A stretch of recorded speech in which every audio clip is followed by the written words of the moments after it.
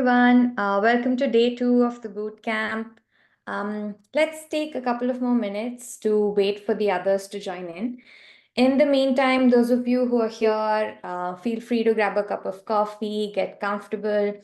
And if you have any ad copies that you want to refer to and take a look at while we're going through the boot camp, this is a great time to keep them handy.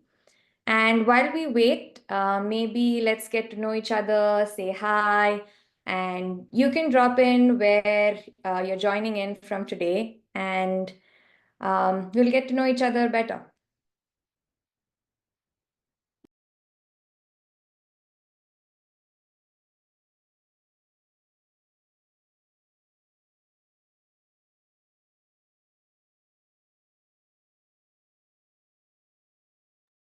Hey, Karen, so nice to have you here today. You're going to enjoy day two of the boot camp.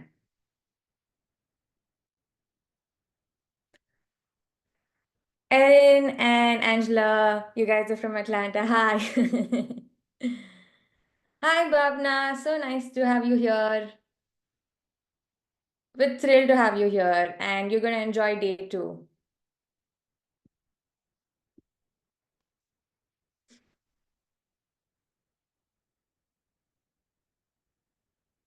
Hi, Tina. Hope you're having a lovely day. Are you all set for the boot camp?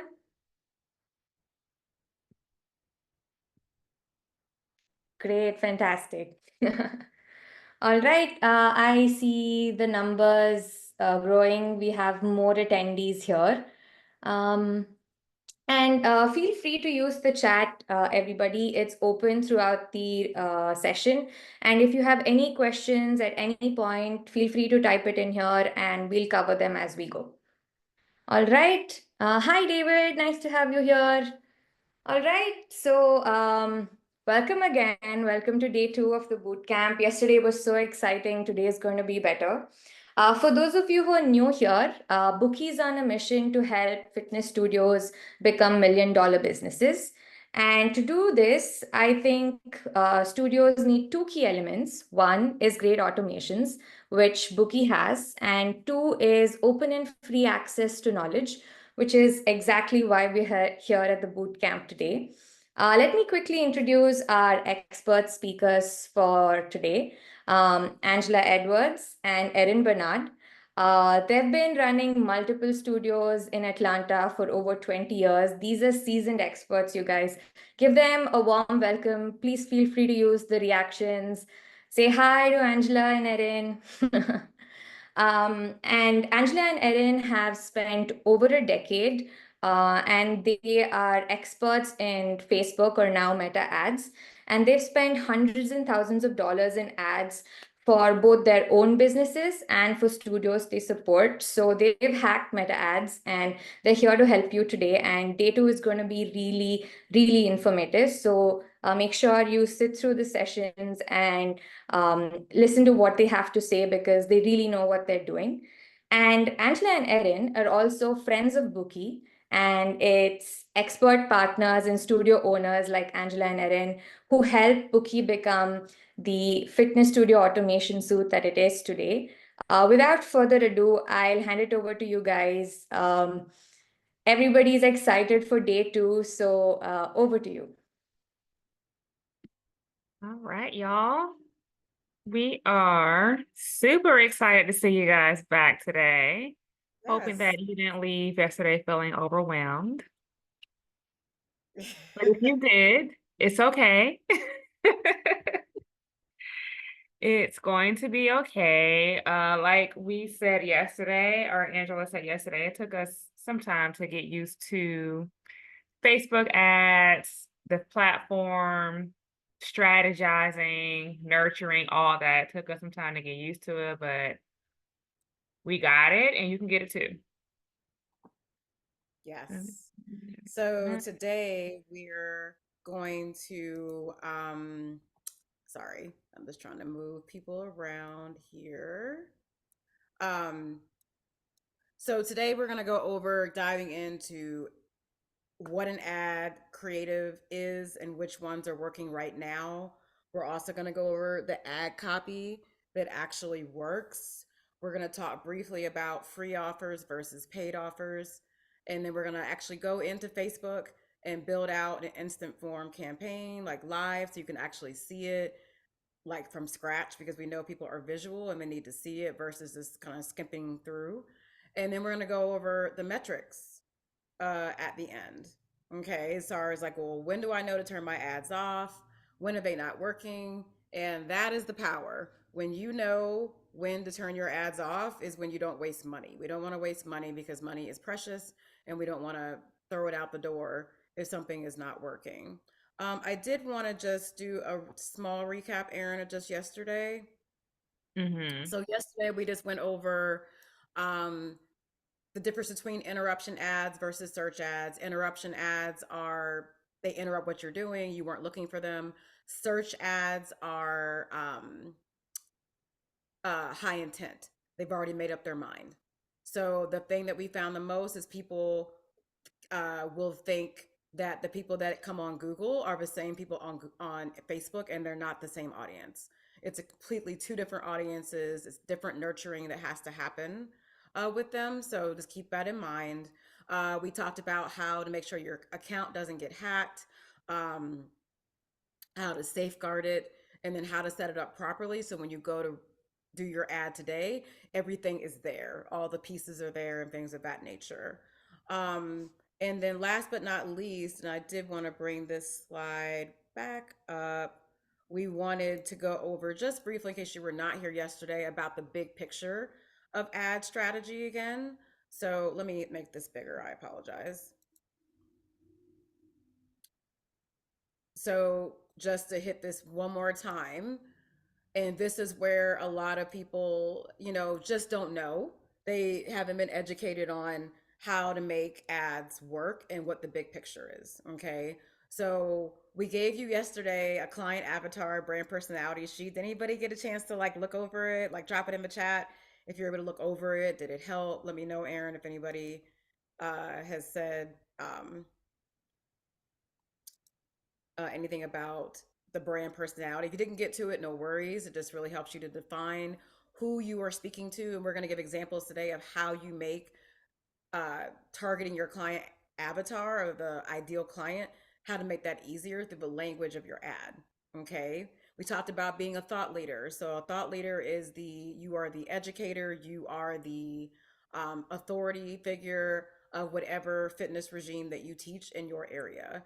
And you do that through blogs, having an Instagram page, sending out quality emails, having relationships with other businesses, uh, relationships and partnerships with corporate people if it's applicable, news channel people, movie people. That's one of the main reasons why we do get on Bravo, VH1. Um, it's been a lot of things actually, and probably like a CNN is because we have good relationships with all those people as well. So when you have good relationship with those people, they come back to you. They come back to you. If they have a bad experience, they don't come back to you, and they do, and they will unfortunately talk about you. Some of the people that they're like, oh, we can't work with them. They don't even answer their phone. And that's a problem with media people. They don't like when you don't answer your phone and you don't get back to them. So you have to watch your community reputation. That's what we're trying to say with the thought that you got to make sure your reputation is on the up and up, and that you are doing your best to show the value of what you bring to your community. Creating your own ecosystem, that's a matter of having all of your social channels optimized, and that's Google My Business profile, Instagram, Facebook, YouTube, your website. That's a big one. Some people's websites need an overhaul. Some people's websites can be very hard to navigate, and it's not optimized for sales.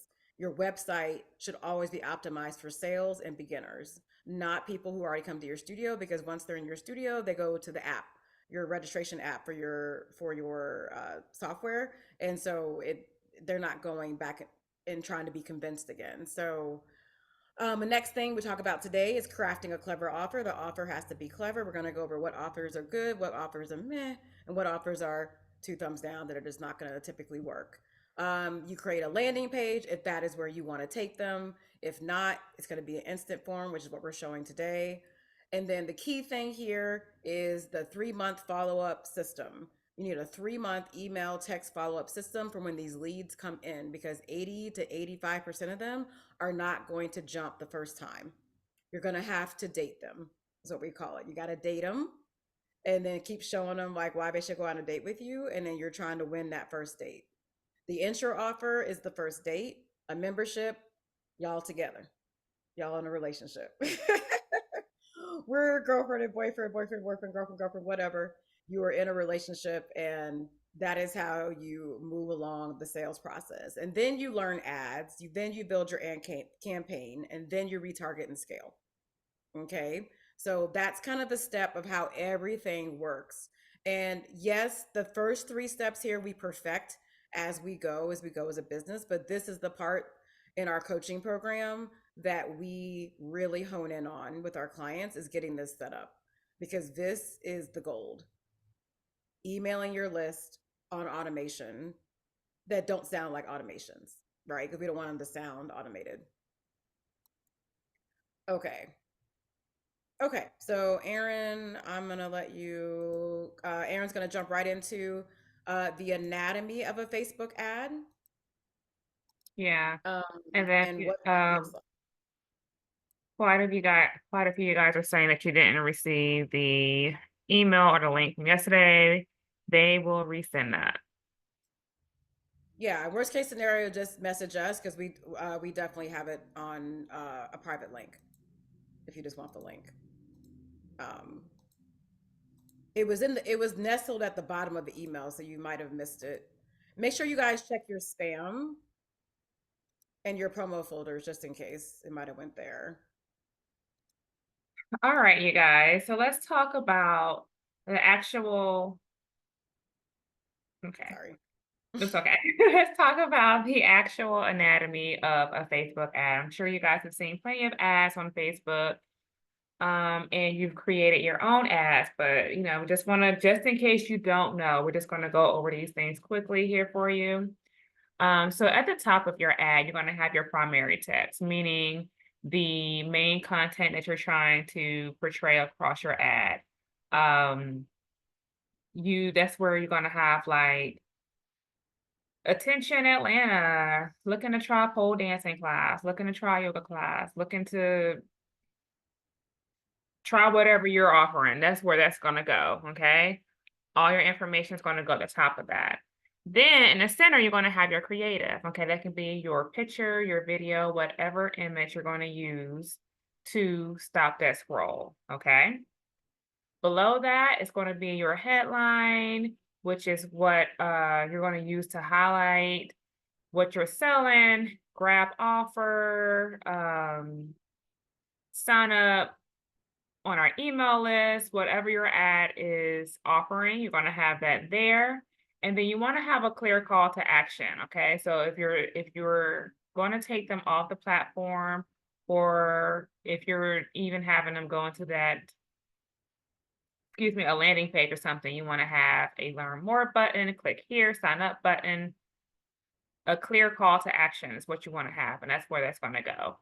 And so you want to make sure you understand where everything goes, because a lot of our clients get the description confused with the primary text. And I definitely understand that, because you would think description means I'm going to describe what my ad is talking about, and they're trying to put all their content underneath here, and then you don't see that at all when you click on the ad. So just the main takeaway, I think, from the anatomy is that you want to make sure your primary text goes at the top, and your headline is something that you're trying to grab their eye on, grab an offer here, sign up here, get $25 off, whatever the case may be. You want to have that there. Description is not the paragraph, the meat of your ad. Okay. I know a lot of people get confused on that. All right, let's click to the next one.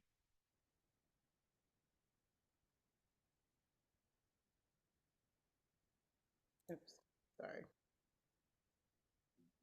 Okay, so and then here we have an example of an ad here. Okay, so at the top you have your hook, which she has here, Charlotte Divas, curious about pole dance, sensual dance fitness, and bold at the top. Nice, short, and sweet. So you can make sure you can read that before you have to click that see more button. Okay. So you want to remember that people's attention span is really low because people are busy right now, and it's totally fine. And people typically scroll Facebook to relax or try to catch up on what their friends are doing. They're not really looking most times for your particular ad because you're doing an interruption ad. So you want to make sure that you can get out what you're trying to offer in your ad before they have to click into anything, hit the see more button immediately at the top. So this ad here is calling out exactly what she's looking for. She's in Charlotte. So she's like, Charlotte Divas, are you been thinking about pole sensual dance fitness? Short and sweet, to the point. Then you have a graphic here. This really cute girl. I don't know who she is, but she's there. And then we have a clear call to action saying what it is, free intro offer, free intro class, pole sensual dance. And then at the bottom, you have your call to action and you have your heading. Okay. Everything is in place the way it needs to be. And Angela, you're watching our chat, right? Yeah, I don't see anything thus far. Perfect. Okay. Oh, I Give me can't click one. on click it. Okay. So now we're gonna go over, we're just gonna show just some ads that we were in a group in and we were giving critiques and stuff like that. So we're gonna show some ads that are good and then some ads that need improvement. Okay. And then what is wrong with some of these ads. So let's look at this one right here. This has the logo here. This is the dance intensive. It's age 6 and up. First one, people will receive $10 off registration. Book now. Okay, so the first thing is too many fonts. We got this font, we got this font, we got a cursive font, we have this font. This is some different type of font, and this is a different type of font. So we have like 4 to 5 different fonts in here to start with. Okay. Too many colors. So a lot of colors going on here. We probably want to keep it to like 2 or 3 colors. And it's not the most cohesive. It says 6 and up, but these girls look older. They look older. These girls like they're teenagers. It does say 6 and up, but she might be 6. So sometimes that can cause confusion. Sometimes people see the ad. Um, what is the offer? So the offer is kind of small. You can't see it. It says first 20 people receive $10 off registration. Okay, so there's a little bit of urgency here. She has first 20 people, but $10 off is not going to make nobody move. I can find $10 on the street corner Mm. and can barely buy a candy bar with it. So $10 is not going to make anybody. Yeah, candy bars are expensive now. Used to be 50 cents, no longer.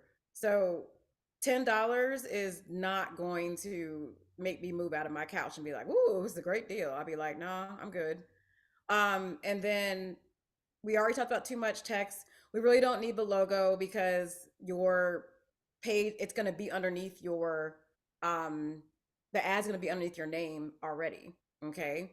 Book now for what? Like, what am I booking? So I don't know when the dance intensive is. Not that you want to put the date on there, but it's like trying to get people to go, like, I know how much dance intensives are, and dance intensives are probably going to be a couple $100. So $10 off. And I remember when I talked to her, her dance intensive was $500. So $10 off is I know every penny counts, but not in this instance. And so this is just not a clear ad. It's just not clear on what, yes, book now, but I don't know. It's just not clear. Anything else, Erin? No, I think that was pretty much suggest we don't know what we're booking for besides this $10 off registration. But like Angela said, $10 ain't gonna make anybody jump, honestly, you guys. And Yeah, then these and then girls do not look 6 or whatever, 6 and up. I mean, I don't know. It says up. It looks like more like a teen class. yeah, yeah. And then when it says $10 off registration, Okay, so, but, anyways, it's kind of like $10 off registration. If people don't know what a dance intensive is, and then also, like, is this a good thing to really advertise? This might be better for your email list Mm. versus trying to get people to come to a dance intensive, not unless you're in maybe a place like New York City, where there's a lot of people like in a lot of professional dance programs. I think it depends on what city you're in, and like how big the community is. But like, how many people are you gonna like? A lot of people who are in their dance studios, they're already in their dance studio. So this might be a dance intensive, like if it's like a famous person or something like that. So it's a lot of like, you know, maybes with this. And so someone might not click on it. But they're probably not gonna click on it because it's messy to read. So they're just going to keep going. Okay. Here's another ad, and we're going to do adults too. We're just doing some things that we saw. So this ad, learn through play, imagination is everything. Okay. So number one, now I'm a dancer. I've done dance my whole life. So I figured out, I think it's ballet based on their shoes. Okay. But the picture's kind of blurry. So we want to have like real pictures, but not this real. This looks very blurry. Like sometimes you want like nice pictures and stuff, but like, like, oh, I want to show behind the scenes and stuff like that. You guys don't forget, this is your brand. This is your brand. So you don't necessarily always want to um have it look too real, for lack of a better term, where it doesn't look like it was well thought out, right? Because this is your reputation. So the picture is blurry, there's no offer. So I'm not sure like, how is the person going to know that there's an offer? um there's all this stuff in the background. This looks really messy. There's a bag thrown over here and stuff like that. um and then this is not going to stop the scroll. This makes me think there's someone that took a picture next to my neighbor's house, and they're just Mhm. showing their girls, showing off what they learned in class, like just a random picture. So this doesn't have a clear call to action or anything, and I can't tell what this ad is doing. Okay, but they are smiling, so that's cute. I like that they're smiling. But other than that, I don't know what's going on. I don't know. This is not going to stop. This is not going to cause people to be like, oh, I want to see what that is. So let's go to a yoga one a yoga and Pilates. So this picture is not bad. I think this picture is good. It's, you do have to test things and see what pictures are going to grab people and what pictures are not. So this says, step onto your yoga mat this spring with our yoga class pack. Um, and then they go into da da da da. We offer a variety of classes to help everybody build strength, improve balance, deepen their practice. What is the offer? What is the offer? There's no offer here. I have no clue what it is until I get to the bottom of the ad, and it says exclusive new member offer. So yes, so it's like new member, so that's good. But it says $5 off our 4-class pack. Y'all, $5 candy bar. That is not going to make people be like, yay. Let me get this offer. The way you want to flip it when you're doing dollars off, see which one looks better. Is the $5 off better or 20% off? The 20% off sounds better. Like, say, for example, it was, I know their 4-class pack is not $10, but say their 4-class pack was $10 for their intro offer. $5 off. But if it's $5, it's 50% off, right? Does everybody see how that sounds better than $5 off? If their intro offer happened to be $10 for 4 classes. So you have to watch that the offer actually makes sense for people to actually stop what they're doing. Okay. And then the offer's at the bottom. So people are going to look at your picture and up here first, the first 2 lines. So if you really don't catch people, you only have 2 to 3 seconds to catch people. If you don't catch them, it's just not going to make them stop, right? And like I said, this picture is not bad, but I would love to see the offer actually embedded on the picture though. So that way people can see and it's nice and big, because expecting people to read is a hard one now. It's a hard one. Okay, let's go into some ads that are really, really good. So one thing that Erin and I do a lot is we follow major brands and get their ads. And then because they have thousands of dollars that they put uh into their ad campaigns and marketing. They have a whole marketing departments. So they're probably going to have like top of the line things that already work, and then you can just mimic those things, right? Like there's nothing wrong with that. So this is Y2 Yoga. Very clear. Find your flow at Y2 Yoga. Try our signature style with 3 weeks of unlimited classes for just $39 with our new student special. Boom. They've already gotten me. And then they already have this 3 weeks for $39. Sign up today. Nice and simple. So, what we'll say right now for fitness studios, simplicity is the name of the game. The more simple your ad, the better it will do. The more you complicate it and try to put words, QR codes, no QR codes. We don't need to put all that on there. People can't QR code when they're scrolling. They can't, as far as I know, there's no way to do that right now. So there's no point in putting QR codes. There's no point in putting your phone number on it because you can't tap it and then get the phone number, right? So just kind of keep that in mind when we're talking about, you know, what the offer is and like what you're putting on it. Core Power Yoga, great. Try a free week. Free is always going to do good. In a studio near you. I like how they put the background here. They just said, discover our mind body workouts and sweat it out in any of our 200 plus studios. Boom, they're done. Try it with a free week. Great headline. And that's it. Like, and these ads do really well. I get served them all the time. And they're really, really, really good. Um, let's see, we had talked about raising the price of my intro offer, which is our drop-in rate, so it's not really a deal. How would we promote that? Currently running a $25 first class. We talked about $35 first class. Great question. So when we get into what is it, the ad copy, Erin, here in a second, we'll go over like figuring out like what your offer needs to be. But it does need to be something good, guys. And we'll go over, it's also going to depend on how packed your studio is. Meaning, are you full? Like, say, for example, you know your studio can take 200 members and you already have 189. Do you really need to even run ads to get those last little 10 spots left? I would just like throw some money at Google and call it a day because you only have 10 spots left.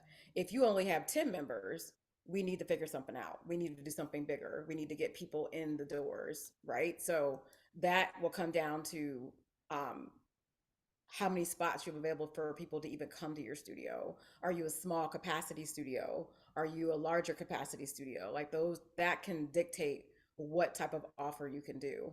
Because someone who has capacity of 50 people per class can't move the same. Someone who has a capacity like Pilates studio, they might only have 8 reformers. They can't move the same way as a studio who has 50 spots in a class. Does that make sense to everybody? Like you have to have different intro offers because Pilates reformer, they only have 8 spots. So doing an unlimited class offer that might not work well for a Pilates studio because they're going to just be like completely packed, right? But to someone who has 50 spots like a yoga studio, they could probably do a little more generous intro offer. What we can tell you before we get into intro offers is the one and done is very hard. The one and done is a very hard to sell now. It used to be that way in the heyday of boutique fitness, where you could do like they come in one class and then they're good to go. And that's getting harder now. People need to come to your studio for about a week or two so they can really experience your culture. They can't experience it in one class. Yeah. So Ashley says, does free equal cheap clients? So that people only come because it's free. So Ashley, that's going to piggyback off of what Angela was saying about your capacity and how many people you actually have in your studio at the moment. Free does not always equal cheap. Just a quick answer. You can't outrun the freebie people. We definitely have converted plenty of members from doing free events. But just a quick answer. I think it depends on how many members you actually have in your studio. If you do not have a lot of members, you want to do some free events to get people into your studio. That's just a quick answer. Yeah, we call that billboarding your business. People don't Right. know you exist, so you just need eyeballs on your studio, period. You just need to get a lot of people in there. And that's something that for people who are OG or have been having their studio for 15 years, we killed the free events when we grew our business in 2006, 2010. Half of my staff that's been here for 8+ years all came to a free event that I hosted. And then they bought the intro offer, and then they end up becoming teachers. And some of and two of our managers came to a free event who are with us now. So free events does not always equal people who are not um, going to be interested in your business. Yeah. So, but there's definitely different strategies to do that. So we just wanted to share some ad templates that we share with our coaching clients so they're able to like get started faster. And we just wanted to show some different ways to do things. So this was like a 14 days for $14. We're not saying you have to do this type of deal. We just put this here as a template. But it's like a nice picture. It's large. You can see it. The deal is easy to see. Here is a yoga one. They're smiling. It's clear. I picked up the blue and the shirt. 3-week trial, $50. Unlimited yoga fitness classes. Free beginner aerial workshop. Nice and pop. 7 days unlimited classes, $60, beginner Pilates fitness. This was another way to do an intro workshop where if you are a multi-modality studio, you would put a picture for each modality that you do so people can know like, oh, we're going to get all of this. Another one, another style, showing that you have diversity in body types and cultures and everything else as well. Another one. So just some ways to kind of see like, different ways to make your ads pop, and they don't need to be super complicated. We just want to stop the scroll. That's all we want to do is stop the scroll. Okay. So let me go back to here. Where was I at? Okay, so Erin's now going to go over the 9 mental triggers of creating ad copy. So now that we've kind of, we've did the whole visuals and trying to see um, what picture is going to stop the scroll, Erin's going to go into how to create ad copy that speaks to your clientele and the things that work as it stands in 2024. Really quickly before Erin goes, I just wanted to also say that, you know, if you're able to budget it, getting a professional photo shoot just for ad pictures and for your website is very much worth it. You could possibly also barter with somebody who is a member who might already be a photographer. But just getting good photos and video for ads is really helpful. But you can get away with video on your phone because the phone video quality is so good. You just need to practice your angles and things that you get so the ad visual looks interesting. Okay, so but try to steer away from like really cluttered, messy background pictures, and just getting pictures of people smiling. A lot of people like Facebook likes smiley pictures, and things of that nature. Okay, so just some things to keep in mind when it comes to ad images, and that simplicity sometimes is the name of the game. We host photo shoots at the gym. They pay for their photos and then we use them as our ads. Yeah, definitely. That's definitely an option also to do photo shoots and then just have them um check off a box that you can use their images. That's another good way. And then one more for party ads, do you offer a discount or just use the ad for promotion? It depends on what strategy you're trying to do. As of right now, we do offer some sort of discount for our party ads. Yeah. Yeah, we do guest of honor free. But just know with bachelorette party, birthday party, things like that nature, you definitely have to have a 3-month nurturing sequence that goes out to them because when they see your ad, they're not going to be wanting to do their party now. It's probably going to be within 3 to 6 months. So Erin and we have a 7-month nurturing email and text campaign that everybody gets put into from our party ads. So that way, when they're ready to go, they're getting an email from us once a week, at least minimally, and they'll think of us when it comes to their event. So party strategy is a little bit different than trial offers and open houses. Yeah, So it's you got more to of use like a a different long strategy. term. Hmm. Yeah. Yeah. With parties, you're building your funnel and they will come. So Hmm. the more that you have, like right now, we have like almost 1,000 people in our party funnel, and they'll start booking like 3 or 4, like a couple a month on top of our other marketing that we're doing for parties. So it's like you keep them in there for a while because they're not going to book their event this week, because it's very rare that they're going to book an event the same week that they see your ad. It's going to probably be in a few months. Yeah. Right. Good questions, guys. Yeah. Okay, guys. So these are just some mental triggers that you want to consider when you are creating your ad. Okay.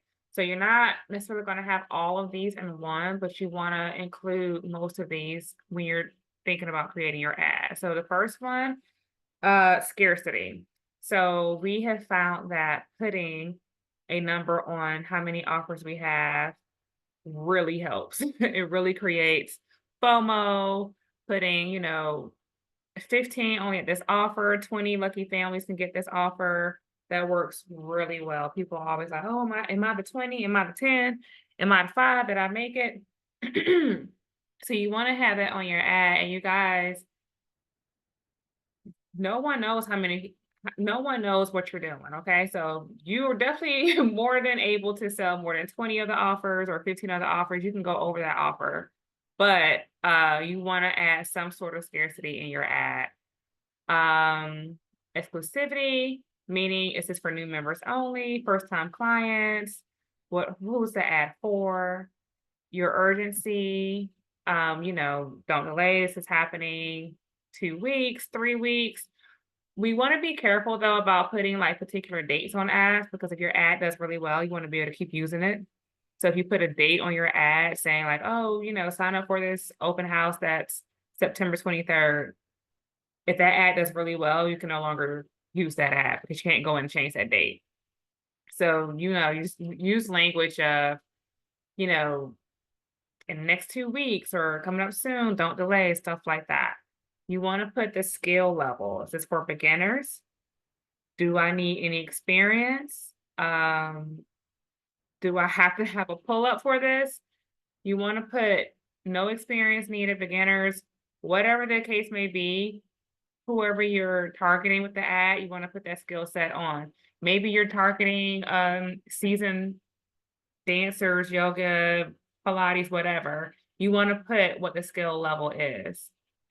Um, and then you want to put stuff on there that, like Angela was talking about yesterday, that's going to make you known as the thought leader. Okay. So you want to have your authority, the social proof, the know, like, and trust, your community.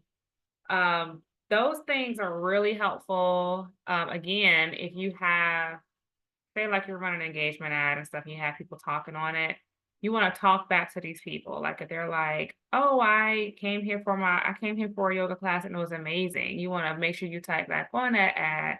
Oh, we're so glad that you came. We love having you. Can't wait to see you again. That is going to be extremely helpful when you're making your ads. And you just want to make sure that you incorporate some of these things. Oh, you want to make sure you stay for the whole thing. You want to make sure you incorporate these things when you're when you're creating your ad, you guys. So just want to think about like when you buy stuff or when you're looking to do things, what kind of works for you. So for me, scarcity definitely works for me. But definitely knowing the skill level, definitely knowing what we're doing, stuff like that is very helpful for me. Yeah. And then something else, guys, like make sure your picture matches the skill level that you're trying to attract. Yes. You Yes. don't want to have people doing like a backbend bridge with their leg up in the air and saying, oh, I've come to learn yoga and beginner. Like, that's not beginner. Like, did y'all see that ad we had where they were just stretching just like this? People can be like, I can do that. And so they're more likely. Poe and Ariel are notorious for putting like jade splits and all types of like hard tricks. And aerial silks, like all of that stuff is too hard. Barbell fitness or CrossFit, they got the huge weights on the end. They're grunting. I'm like, oh my god, like this is not going to appeal to somebody who can't even lift a 5 pound weight, let alone 100 pound weight. So you can have them working out, but like watch like what appeals to you being a seasoned teacher and practitioner versus, remember, we're trying to get new people and New beginners on people. Facebook. That new money. We call that new Yeah, money. new We're money. not Yes. trying to get, yeah, unless you're doing like a teacher, yoga teacher training where you are trying to get experience, instructors to join your teacher training program. That's a little bit different. And your language would be totally different for a teacher training ad. But overall, like we don't want to put hard pictures. And then I think a big thing that people do not highlight is if they work with beginners. Mm-hmm. People want to see that you're trying to speak to them with beginners, unless there's always an exception, unless your studio actually works with the fitness elite. And what we mean by the fitness elite is we mean people who work with athletes, professional athletes in the NBA, NFL, or just college athletes, something where it's like premium level of fitness. If that is your crowd, then definitely speak to that. But if your crowd, if you are going for Jane or Joe down the street just trying to work out, then you got to let them know it's beginner friendly. So they know that that's the main question when you don't put that in there. That's one of the main things they're going to be asking is like, oh, is this beginner friendly? Can I come do this and stuff like that? Okay. So just try to remember about the skill level. That's something that a lot of people leave out. Okay. So Aaron, this is you, sorry. Mm-hmm. All right, y'all. So um we saw some ads that needed improvement. I don't want to say bad ads because we don't have bad ads. We have ads that need improvement. And then we had some ads that work really well. So we just want to go over a few things that are going to ensure that your ad works very well. Okay. So clarity, you want to ensure the main message or the call of action is clear. So the ad with the little kids, we didn't know what the ad was for. What were they selling? What was it? What did they want us to do? Did they just want to see the kids having fun? We don't know what they wanted. What was the point of the ad? What was the purpose? So you want to make sure that your call to action is clear. Are you signing up for an open house? Are you booking a party for a discount? Are you signing up for my newsletter for a wait list? Make sure the purpose of your ad is clear. Okay. Cohesive, you want to use consistent colors and fonts, you guys. We don't need a whole bunch of fonts. We don't need everything doing all these different things. You want something clear, concise, and you want it to match. Okay. Doesn't necessarily mean that you have to use like your brand colors that you have for your studio. You want to use something that's going to pop and stop the scroll. So it doesn't necessarily always have to be the colors of your studio. You want to use something that's going to gain people's attention. But when you do that, you want to make sure those colors and those fonts all match. You don't want to have a whole bunch of different colors and it's hard on the eyes and all that. You want to use high quality images or videos, like Angela said. If you can opt for a photo shoot or something like professional photo shoot, great. If not, the iPhones, they do great things now. The phones do great things now. Okay. Just practice with your phone and your camera to make sure that your images do not come out blurry. Um, Make sure that your ads do not come out blurry. Avoid the clutter, keeping your design clean, focus on one main point, incorporating eye-catching elements. You want to make sure, this is huge, you guys. I feel like it's the most important. Make sure your ad is optimized for mobile phones. Okay. Most people are scrolling Facebook on their phones, and you just want to make sure that it fits the phone. Okay. I don't know I don't know anybody actually who goes on a desktop and just scroll anymore besides my mother-in-law, and she's 70. So, and she ain't looking for ads. So definitely make sure that it is mobile friendly. I'm just going to cut my chat down. Keep your text to a minimum, you guys. You don't want to have a whole bunch of text on there where they can't read it. It gets too small, it gets jumbled. And then you want to make sure your audience is tailored. So you want to make sure that your audience that you're creating when you're doing your ads match who your ad is targeting. So if you're doing a ad for a kids program, you definitely want to target parents and parent magazine and amusement parks and other things that parents go to. Okay. So you just want to make sure everything is matching. You want to make sure everything is coming together and so it's nice and clear. So when you do your ads, you guys kind of think about less is more, in the sense of with your visual, but with your information, you want your information there and you want it all concise and clear. Any questions on that so far? Okay, Angela, you answered the question about setting up an ad. Okay. Oh, you're muted, darling. You're muted. Sorry. Yeah. Okay. Okay, guys. So we just wanted to put like a sample ad copy. You can take a screenshot of this or take a picture of it. But you would put your city here, okay? Because yes, you can target locally, but to make a long story short, Facebook used to have an option where it said target people who live here only. Now they took that away about a year and a half ago, which sucks.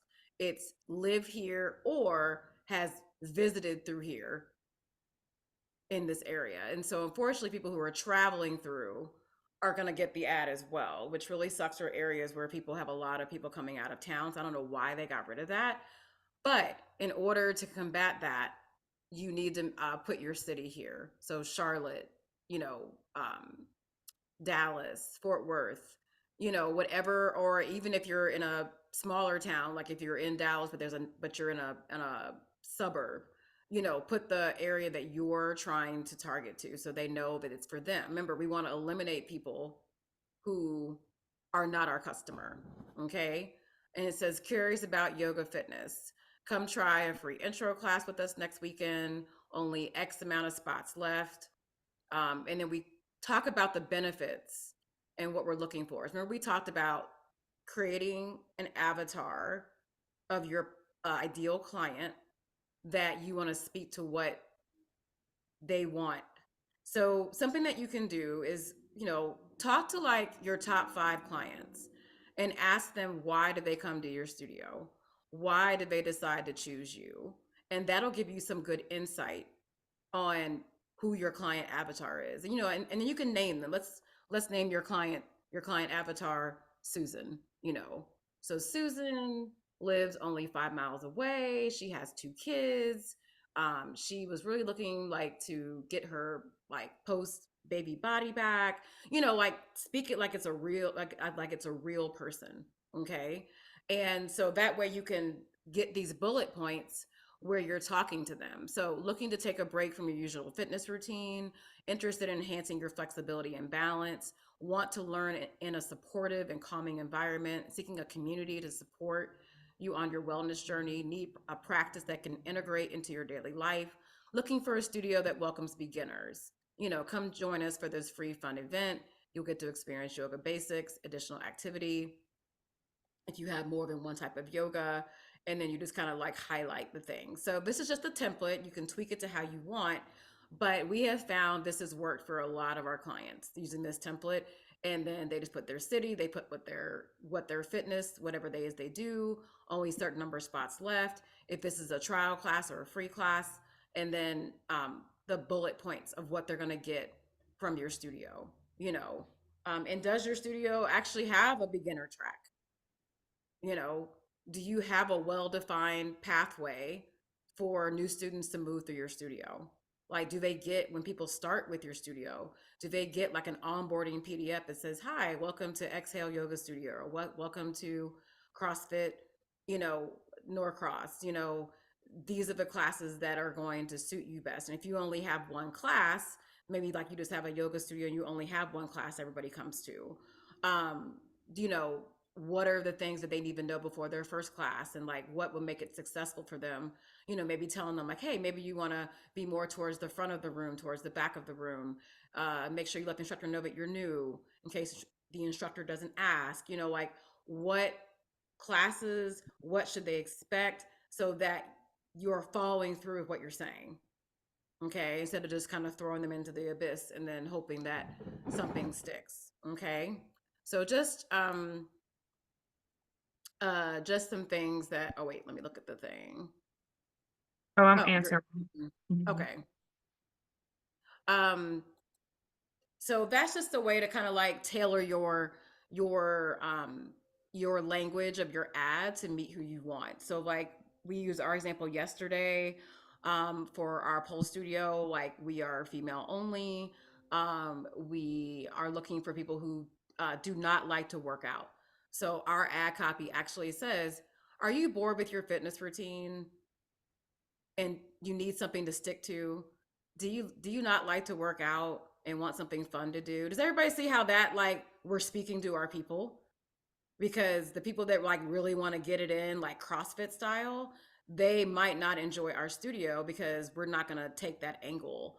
Or some studios, we're not a weight loss fitness based studio. And some people are like, are you looking to lose, 10 to 15 pounds, over the next 8 months, um, for whatever, like you're looking for, like, you're going to target people who are like, yes, I'm wanting to lose weight, like that speaks to them.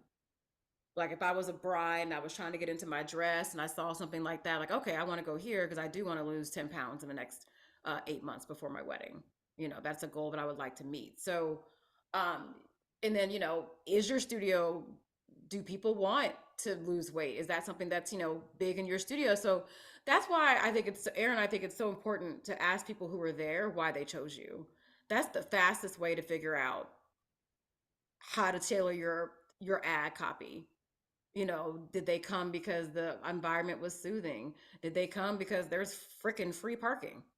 Like it could be something as simple as that. Like we definitely put on our open house pages, in our frequently asked questions, that we do have free parking. People like that we have free parking where we're at, and they don't have to fight for a spot. Like just all types of things. You'd be surprised at some of the things why people come to your studio, but you definitely want to know what that is so you can put it back into your ad. Okay. So now we're going to go into understanding ad structure, which is something that a lot of people get confused on. And we're going to talk about it outside of the Facebook Ads Manager before we go in. So it'll make more sense when we go in. Okay. So when we are talking about, so when you go into Facebook Ads Manager, the full Ads Manager, this is not boosting. When you boost, you will never see any of these things. So we said that yesterday. When we boost, you're never going to see all these options that we're about to go over. Okay. So first thing we have is the campaign level. The campaign level is like the top part of think about your, like a manila folder. It's the folder. And what is it that you are trying to do? Are you doing a leads campaign? Are you doing an engagement campaign? Are you doing um, awareness campaign? We're going to focus on what we're doing today, which is a leads campaign, which gets bums and seats, people who are ready to come to your studio and they're ready to give you information. Okay, so what type of campaign is it? Then we go to the ad set level. This is the who, where, and how much. So this is where you put like, who am I targeting? Women, men, both. Where, this is where you put your city in and how many miles outside of your studio that you want to target, or zip codes, whichever way you want to do it. And then where you set your budget for your ad. Okay. And then we have the ad level, which is where you have the picture and the ad creative and the ad copy that we just went over. Okay. So just to recap, campaign level is like, I'm going to do a leads campaign. I'm going to do open house. Ad set level, I am going to target women between the ages of 25 to 60. I want anybody who's within 8 miles of my studio. And I'm going to spend $10 a day. Okay. And then the ad is whatever copy and ad copy that you decided to do. Now, when you do these things and you're trying to decide, you always want to do all of this on a Google Doc. Mhm. Always. Never do it inside of Ads Manager, because if Ad Manager glitches or your computer goes out or whatever it may be, it's really annoying to actually do it in Ads Manager. You want to do everything in Google and map everything out. So that way, when you go to put it in Ads Manager, you just copy and paste because you got all the formatting right. You know what you're doing. You don't want to be in Ads Manager because you'll see in a minute it's very finicky. And so we don't want to be in there any more longer than we need to. But when you're trying to like do the words and all that stuff, it's really like it slugs. So it's like it has a delay. And so it's really, really like frustrating. So it's better to do it in Google. And we'll show you guys like how we have that set up here in a second. Okay. So let me, well, you know what? Actually, let me just pull that up. No. So, excuse me. Sorry, it's going to go a little bit slow because we are on Zoom. Okay. So this is what we do when we are working on ads with our clients. We do this in Google Docs. We're like, who are we targeting? What skill level do they need to be? What is the offer? What is the hook? Remember, we said the hook is the first two lines of the ad before they have to hit the see more button. So those first two lines is your prime real estate. That you got to make sure that those are good. Okay. What is your primary text? What is your headline? What is your creative? What is your call to action?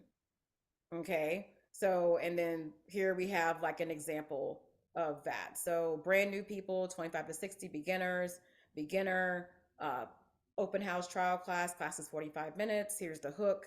Curious about pole and sensual dance fitness. Try a free intro class with us. Only 20 spots left. You see that we have, bored of your fitness routine, looking to radiate power and confidence, want to learn in a structured and intimate environment, looking to find a sisterhood of women to support you, need a fitness regimen you can stick to, want to join a studio that works with beginners, right? So we work on that text and everything out here.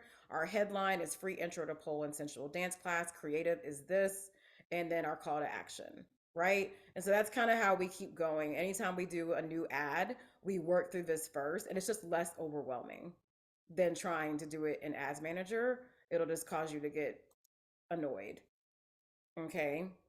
So real briefly, before we go into Ads Manager, let's briefly talk about um, free versus paid versus what's the best offer to do. So, if you do not have anybody at your studio, meaning I would say if you like say, so number one, you have to figure out what your member capacity is. How many members can your studio hold? There's actually a formula to figure that out. Okay. Um, Figure out what your capacity is for your studio, how many members you have, and how many do you have. If you say, for example, your studio can take 200 members and you only have 10, you best believe you better be doing a free event because you only have 10 people up in there. So that we have a marketing problem. We have a visibility problem. And when you have a visibility problem, you need to get a lot of people in your studio. I understand you're like, I need the money, and we understand that. We're not saying people are not going to buy. We are not saying that, but we're saying people do not know you exist, so you have to create your own fame. And doing a free trial class or free open house is exactly what that is. Now, when we say open house, we don't mean come look at our studio. We give them a little bite-sized taste of what our studio offers, a really short class. Sometimes it's, oh, so we'll say it's 45 minutes, but we do 30 minutes of a little taster class, and then we do 15 minutes of selling whatever the offer is. So when you do Facebook ads, you have to have a strategy when it comes to free events. If you just have free events and then you don't have a nice offer for them to sign up with scarcity, it's an offer that they have to do right there and then. They have to buy it. If they leave out the door, they don't get it. And you have to stick to that. Okay. If you don't have a follow up sequence after they leave, you've wasted your money. Okay. Because one of the biggest, and I would love for people to put in the chat, how often do you guys email your client list? Drop it in the chat. How often do you email your client list? Weekly, monthly, bi-weekly, quarterly? I would love to see once a week. Okay. Quarterly, twice a week. Mm-hmm. Weekly.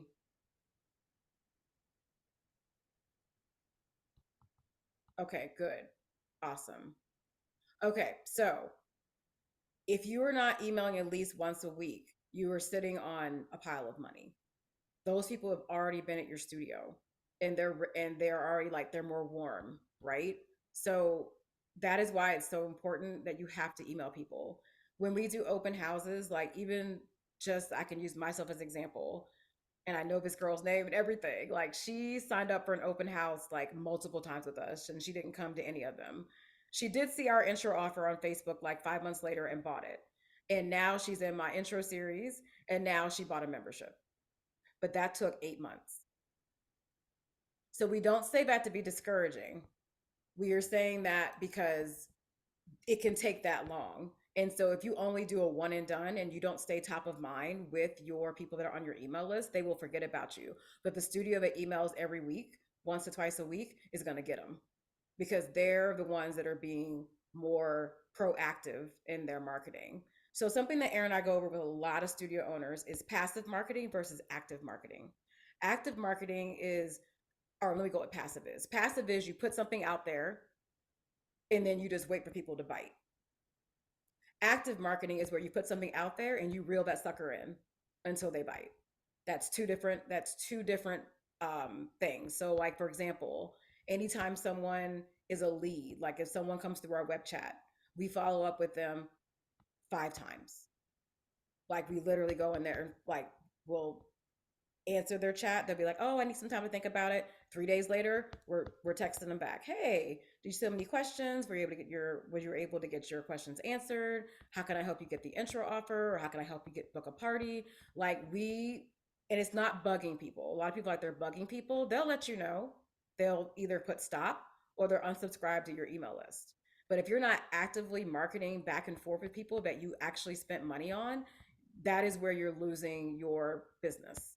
That is the cream of the crop, is emailing and texting your list. Now texting you do have to be careful about. Like we don't text everybody every week. We do email, but we don't do text unless it's an important announcement to make, right? So keep those things in mind, that you are building your email list off of Facebook ads. Lead generation ads are exactly what it sounds like. You are generating interest in your studio so you can keep marketing to them later. Okay, that's so important. We email our list 3 to 4 times a week, actually, just because we have a lot of things going on. But every week we get one or two more people buying an intro offer, buying a membership, and so 2 or 3 people a week adds up. 3 people a week times four, that's 12 new members or 12 new purchases. So that adds up. So I really think if anything you can get off this call today as well, we would love for you guys to email your list. If you're not emailing them once a week, schedule them out and email once a week. And it doesn't have to be about buy something. It could be about, you know, here's a recipe that we found. Here's a playlist that we're rocking to this week. It doesn't have to be all that. So if you want to do a paid offer, you're gonna have to see how much your market's gonna pay. We find around $50 and lower will do better. Once we start creeping up past $50 and going like 75, 99, depending on your area, people might not buy it as much. Okay, so you have to be aware of that. When you're doing like an intro offer, and I think someone said about one class. So we're big about whatever you put on Facebook, that offer needs to be for Facebook. We don't muddle the two intro offers together, in our opinion, because then you can't tell how well your Facebook ad is working. Because when you try to ask clients, how did you hear about us? They'll forget. They might have saw you on Facebook, but they went to Google and then went to your Google reviews and then went to your page after Google and they're like, "Oh, Google," but they actually really saw you on Facebook.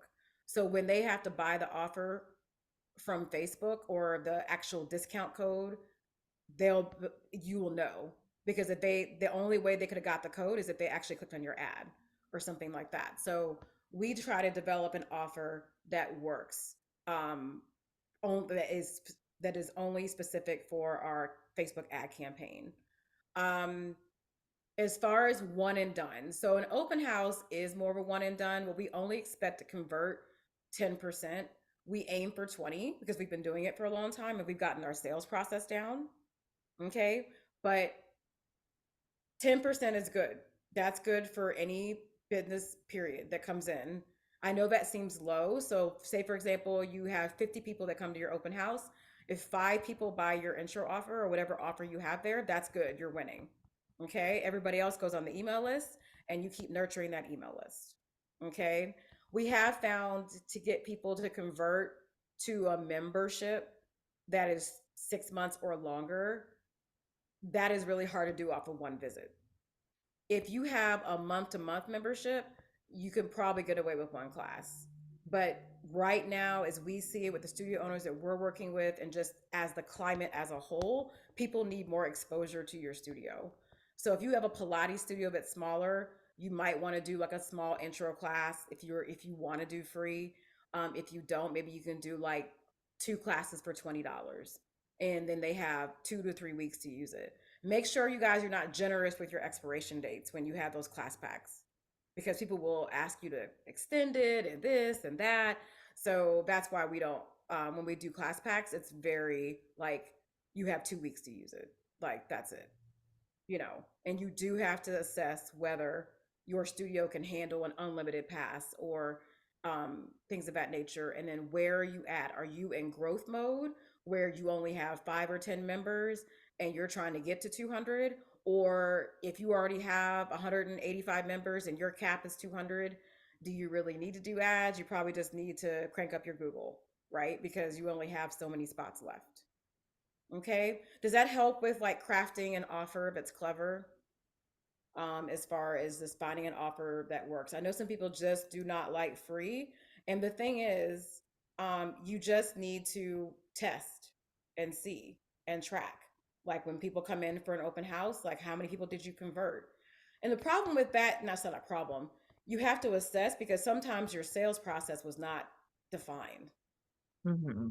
You might have had the wrong people at your event that don't know how to sell. Or did you give them scripts and practice on how to sell?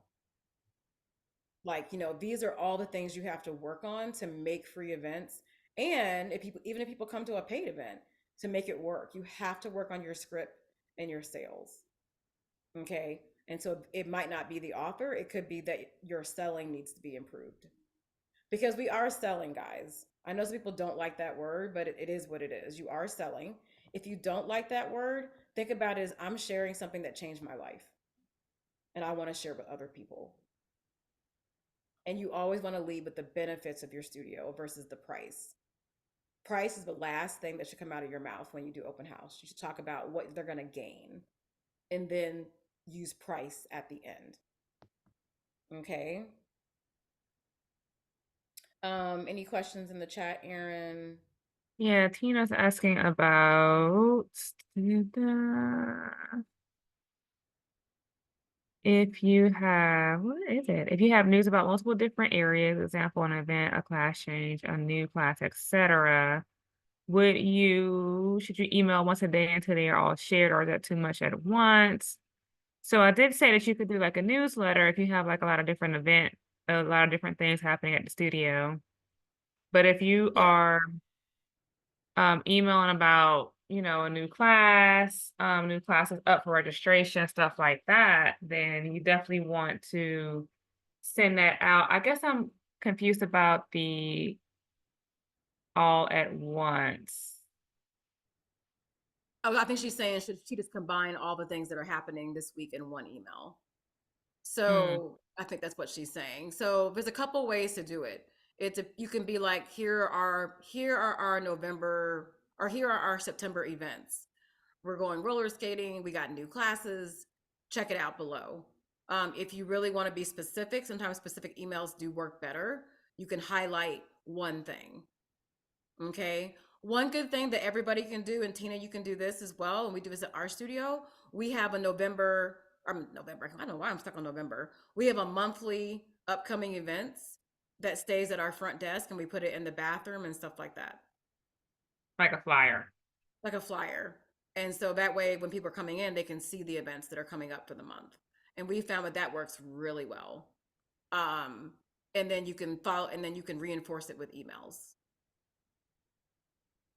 So we do have a spreadsheet, Tamara, that we use for finding out, but we do that in our coaching program. Like that's something that we do a diagnostic on, and we do have a formula that we calculate how many members can your studio hold, because you don't want to take more members than you can actually hold, and that's directly tied to your capacity of each class.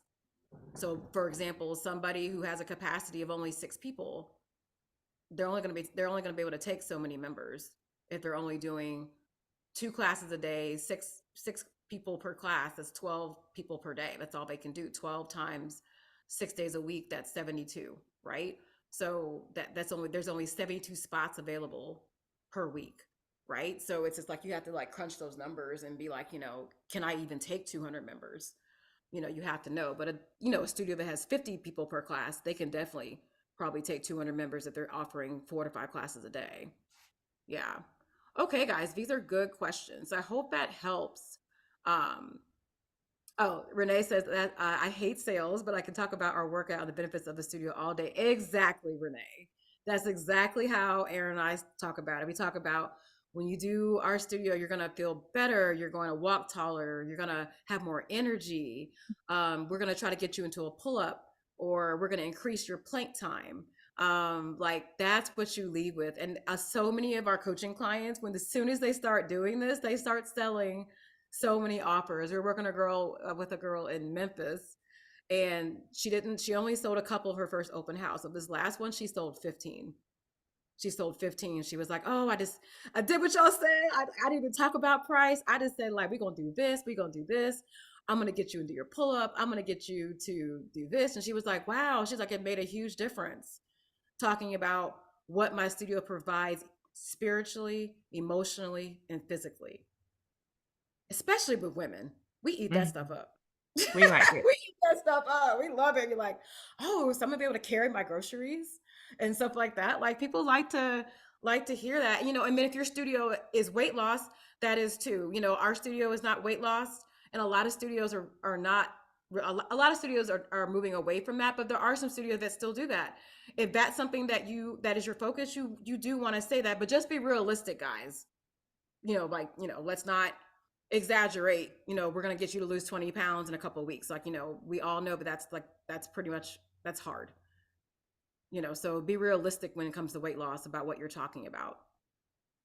And doesn't mean that we get students who don't lose weight with us. They absolutely do, because they're moving their bodies 3 to 4 days a week, right? So, and then the last thing is you want to design an intro offer or an offer the way that you want people to utilize your studio. So if you want people to come to your studio 3 times a week, you want an intro offer that matches something like that, right? So for us, our membership, in our studio, we want our clients to come 3 times a week.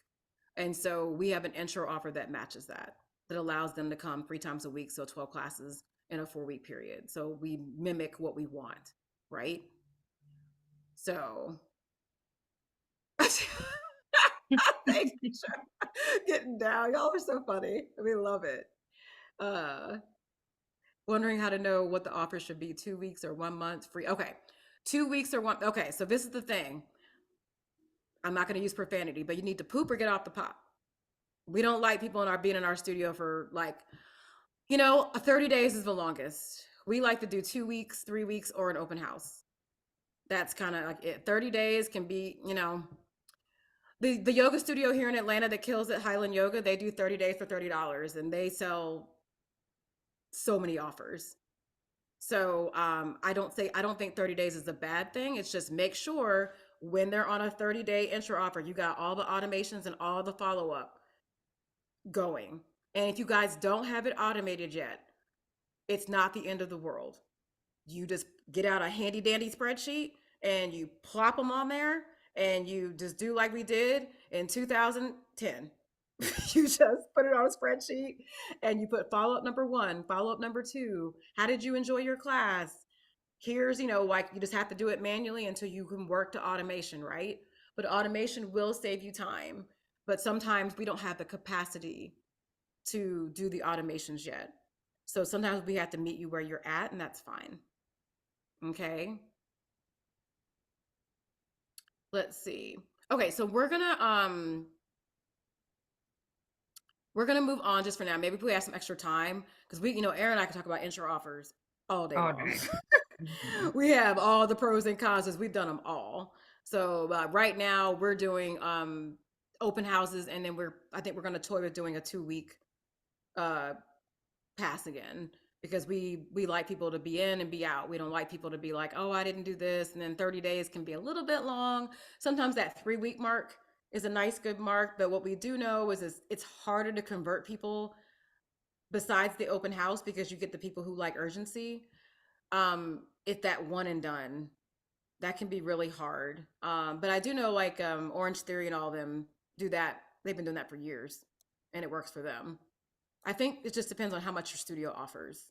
Mhm. We're a multi-modality studio, so people can't get, like, we offer 3 apparatuses, so there's no way for them to try everything in one class. Like, they gotta have some time to try some different things. But even we've worked with yoga studios who have multiple different things, and maybe they want to experience multiple different teachers as well, right?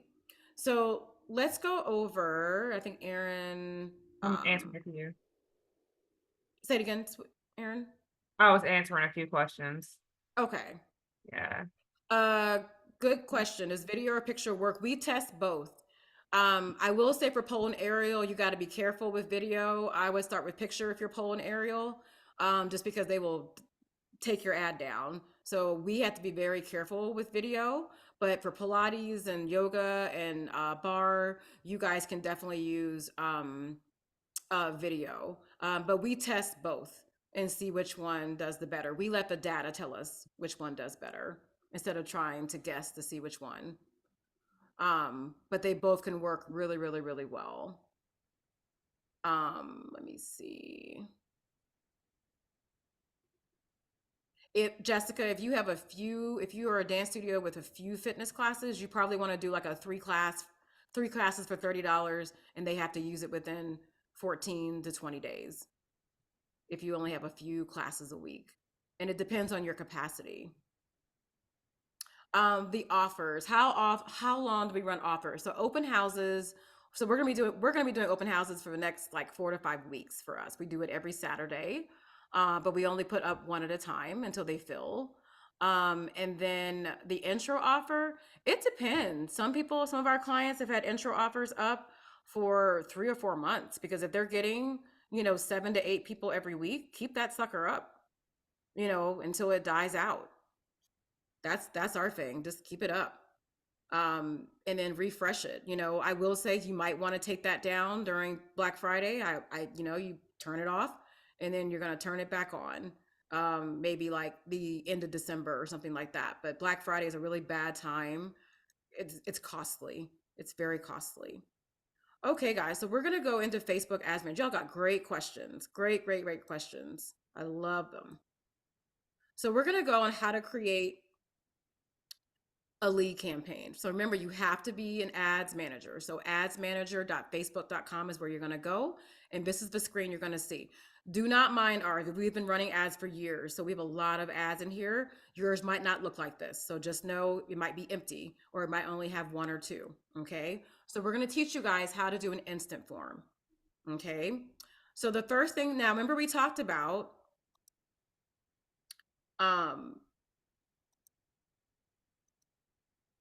let me just move, sorry. Remember, we said campaign level, ad set level, ad level. Do not get confused when you get in here and start to freak out. Remember, just hear Erin and I on your little shoulder and what we told you. So campaign level, ad set level, ad level. Okay. You can tell, I always think about this as a Rolodex, a Rolodex. Okay. And then you know which one you're on because it is blue. It is blue right here. So when I go to ad set level, it's going to change. It's going to turn to blue. When I go to ad level, it's going to turn to blue. Okay. So that way you know where you're at, and you go back to campaign level. Okay. So we're going to start the campaign level, and we're going to just walk you guys through. Don't forget, you're going to get the recording so that way you can go through this. The first time you do it, it's going to take you about an hour. It's just because you're trying to remember everything and you're trying to double check. But once you know how to do your ads, It's not going to take you that long. Erin and I, once we've already figured out our offer, we can come and knock this out in like 10 minutes max. Okay, because once you're in here a lot, you're fine. So we're going to hit the green create button. Now you might see something that says a tailored campaign at the top. Don't do that. Do manual campaign. Everybody's ads manager can be a little bit different because Facebook is making a lot of changes. But just look for the manual button. Don't do the one that says we'll make an automatic um, ad. Okay, so we're gonna click leads. So remember, we're not gonna get into all of these, okay, because this is the one that we want everybody to leave with today. Okay, so leads, and then we're gonna hit continue. Okay. Oh, here it comes. Here's the step. I'm sorry, I thought it was before. So see how it says tailor leads campaign? Do not use this. This means that the AI is going to take over. We don't want Facebook's AI in this instance because we've already done all of our manual setup. We already know what text we want to use. This is for people who don't know what they're doing. You know what you're doing now. So you're going to go to manual setup. If this ever changes, if once you're in our coaching group, or if we do some other ones with Bookee, which we plan to do, we'll let you know when this is the best one to pick. But for right now, it is not. It has already been tested. It is not working for fitness studios and local studios right now. It is not working. So do manual. Okay. When I say not working, it's not getting good results. Mm-hmm. It's still eh. Okay. So the first thing you want to do, we do not want to leave what Facebook names these things. Okay. You want to name it. So when you go back to look at it, you know what the heck you're looking at. Because when you start running a lot of ads, you're going to be like, I don't even know what this ad is. So what we do, and we're just giving what we do. If you have a nomenclature that works for you, that makes sense to you, use your nomenclature that works for you. Okay. We're just giving you something to start with, and then you can tweak it to what makes sense for you. So I'm going to go and I'm going to do leads, because that's exactly what my objective is. I want to call it leads. Okay. And then I'm going to do leads, and I'm going to do what is my offer. Erin, what did we decide to do? Did we decide to do open house, or did we decide to do the trial class? The trial class. So yeah, so we're going to do 2-week trial. Okay. And then I'm going to put, sometimes I even put here, I'll put in brackets that I'm using an instant form. And the reason why I do this is because sometimes Erin and I run ads, and we teach this more in our coaching program about different type of lead ads to do. Sometimes we do a down in the DM leads campaign where everybody talks to us in our DM, which we like sometimes. So sometimes we'll do that leads campaign. Sometimes we'll do a landing page where we don't use instant forms, and we take it to a landing page, right? But remember, we said there's more tech involved with that. So we're doing the one that has the least amount of tech for you guys to be able to launch this next week. But wherever they're going, if it's instant form, it's instant form. If I was doing a landing page, I put landing page, and that way I know where they're going on my leads campaign. And then you want to put the date that you are starting the offer, not the date of whatever, like the open house is or whatever it may be. And this is just so you know, like, when did I even start this ad? So you can be like, oh, I started that August 28th. So we found that this works best to keep your thing organized, okay? To keep your campaigns and stuff organized. So now special ad categories does not apply to us. That's for political and health and jobs. So don't worry about that. Leave campaign details. We already picked leads. All of that is good. Okay. Advantage campaign budget, leave that off. That is for e-commerce. That does not work well for fitness studios and local businesses. Basically, Facebook decides how to use all your budget, and we're going to tell Facebook how to use our budget. A/B testing, we're not doing that either. So this screen is really easy. You just name it and leave everything else the way it is, and you move on. So when we move on, now we're going to go to the ad set level. That is who, how much, and where. Okay, don't get confused. Remember, this is really simple. You guys got this. So you're going to go here to go to the next one. You can either go here or you can go up here, whatever makes sense for your brain. Okay, so I'm just going to go here, and now it's going to ask us, okay, so you named your campaign, you're doing a leads campaign. Now, who are you targeting? So we're going to keep this real simple, okay? Just for the sake of what we're doing here. We're going to do women, okay? I'm going to do like 25 to 55, and then that I'll leave it at that, and just maybe like let's say 8 mile radius, you know. If you have zip codes, don't put all the zip codes here, just put like you targeted by zip codes versus a mile radius, okay? And so now it's asking, where is the conversion locations? Remember we talked about the thank you page yesterday, about where does the, so think about conversion is like, where does the thank you page happen? That's all we got to worry about. And we are doing an instant form. Okay, we're doing an instant form that is on platform, meaning they fill it out on Facebook. They do not leave Facebook.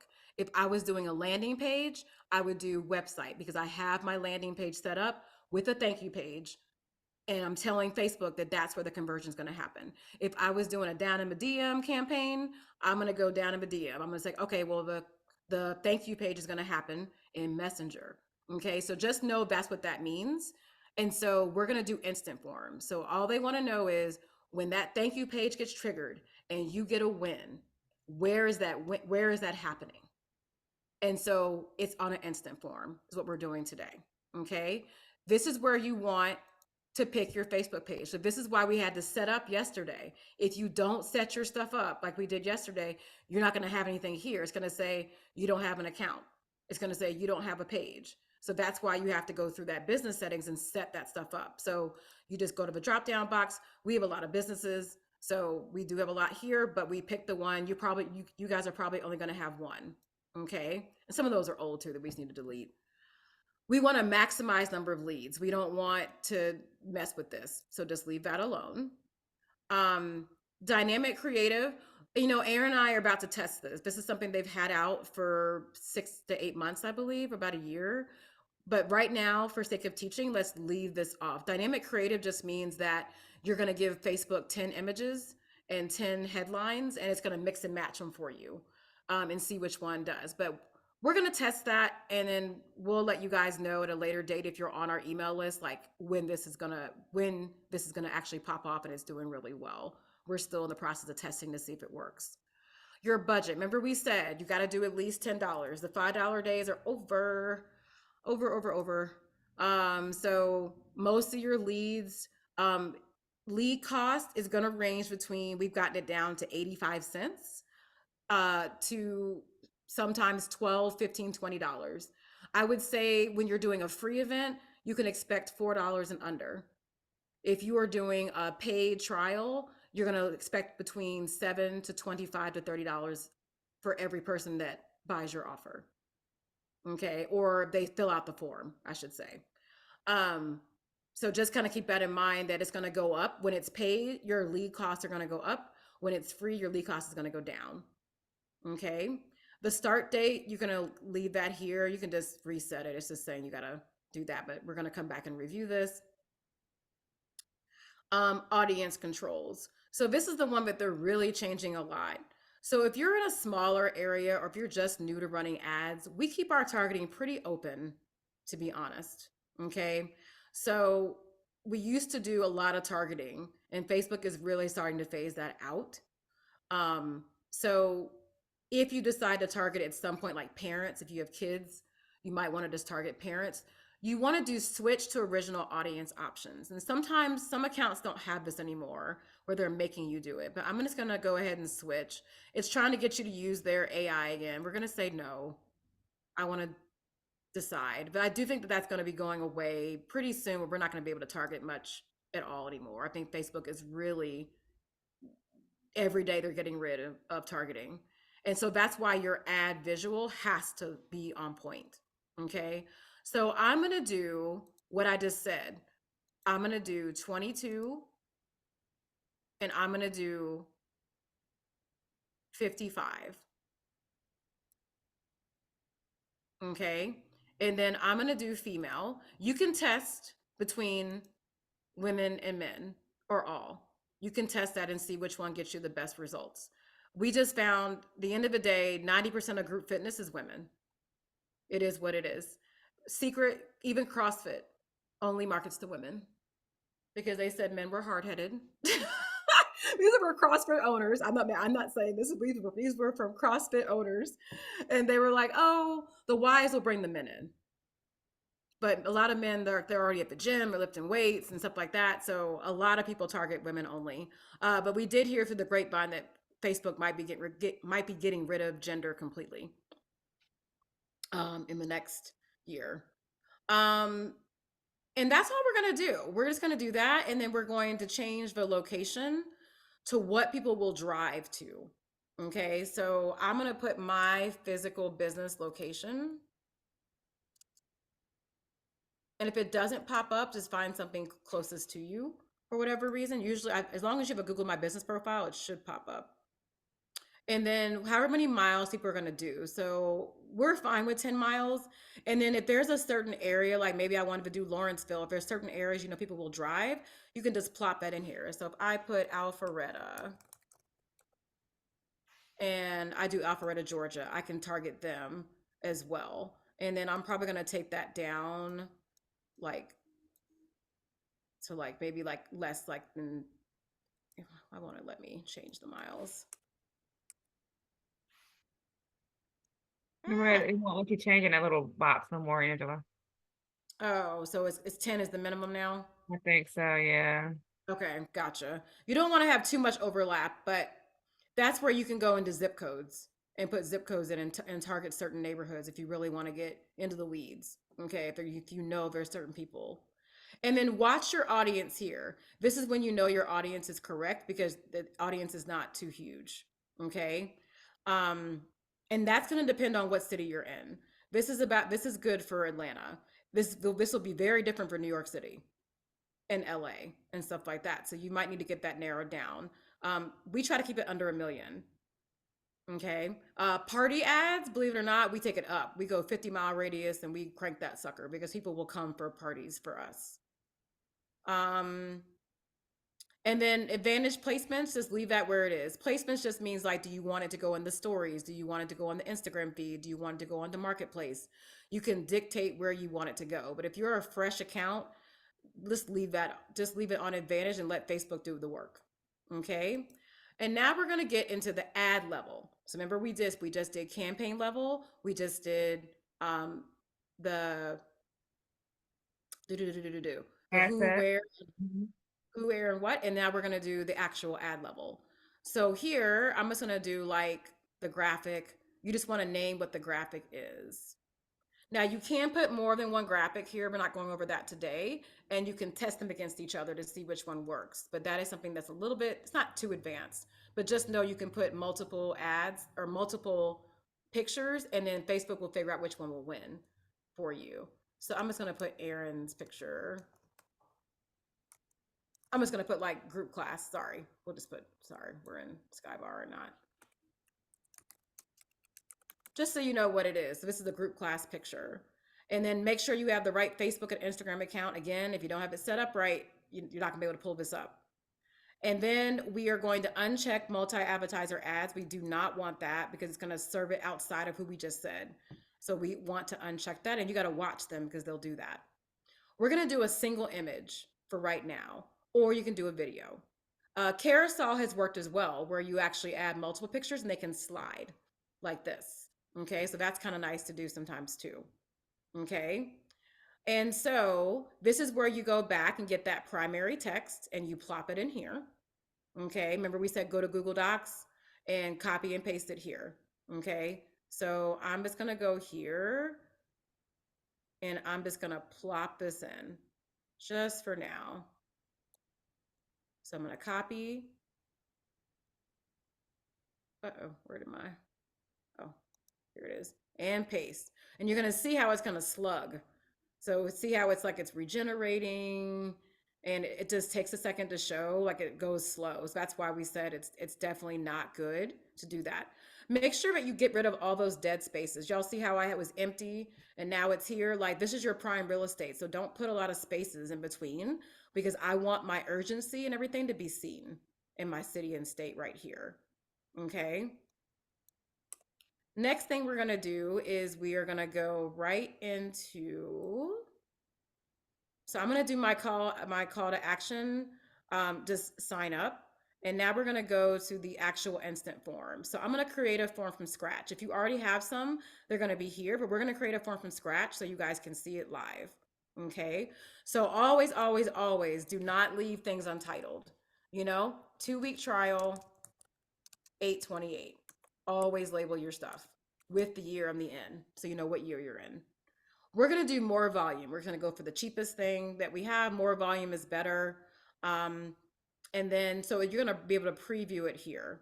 Okay. And then now I'm going to go to my intro, and then you can put a picture here. I'm just going to use the one from the ad, but I do like to go into Canva and size it what they say so it all like doesn't look weird. But for now, just know you can have a picture here. I would, and make sure the picture matches the ad so people know that they're on the same thing. If they see something different, they're gonna come out of it. Okay? Headline, you know, 2-week trial. Not trail. Trial. Um, and you can chat GPT or just give me a good headline for that. And then here you could put like what it includes, like unlimited classes, 2 weeks, free parking, you know, um, and whatever else you like that you want to do. You can do a list where you can actually put the perks in as well. Unlimited classes, beginner friendly, and whatever like little bullet points you want to do without my spelling errors. And then this is a big one, guys. So really listen to this. So the questions. So the one of the things that we don't like about instant forms is that there are a lot of hacked accounts out there. And so what they'll do, the hackers, they'll like fill out these forms so people think that the account is actually real. And so we're going to tell you right off the bat, 30% of your leads that come from an instant form are trash, meaning they're hacked accounts. People that are really not, they're just doing it and getting on your nerves. And so we can't control that. But what we can control is having them to make them fill out information, because when you let people, when you let Facebook pull the information from their profile, they might have made this in like 2012, and the email could be wrong, the name could be wrong, the phone number could be wrong. So what we're going to do is we're going to delete that, and we're going to actually make custom questions. So we're going to go here and we're going to do short answer, and we're going to do name, our first name. So they actually have to type this in versus using them pulling it off their profile. And I do short answer again, and I'm going to do last name. And I know some people are like, oh, we were told that that causes less people to fill it out. Oh, well, I want people who are interested. So people who are interested are going to take the 5 seconds to fill this out. Okay. And then we're going to do email address. I'm going to have them put this all in manually. And then we're going to do phone number. Okay. And that's it. So those are custom questions. And if you wanted to ask like another question, I wouldn't put too many in there. If you wanted to be like, have you ever done yoga before? Or just something if you want to like just get to know them better. Okay. They just changed this where you have to have the email. You used to be able to delete this as long as you had it up here, and they got rid of it now. So what we do is we just put, please confirm your email address to receive discount code. Okay. And that's it. And so that's key. Use custom questions so people have to put the information in to get rid of the Damn. the hack people. So 30% of your leads that come to this is going to be trash. So if you tell yourself that now, you won't be disappointed when people are like, I don't know who you are. Those are hacked accounts, or people put the phone number in wrong, they put the email in wrong. People they make mistakes. Privacy policy. So you have to make this on your make this yourself and put it on your website. And you add that link here. Erin, can you drop where to get the free privacy policy at? Yes. So she's going to drop in the chat how you get it, but you follow the prompts, it's free, and then you make a page on your website and just call it like theskybar.com/privacy policy. Okay. And Erin's going to drop in the chat like where you can get the lingo to do that. And then the message for the leads is like, thanks, you're all set. And, and then you give them instructions on what they're going to do. So something that Facebook just added, which is kind of exciting, is now you can like do a promo code. So say, for example, you do have an intro offer on your website and you don't want to make a new one. Now make a code in Bookee or whichever software you use, make a code and then give it to them here. Give them what the code is, and then you put the website URL that they can go to. So you can tell them what the code is. So say the code is 2 week, and then you put the URL where they can go buy it. And then you can say, finish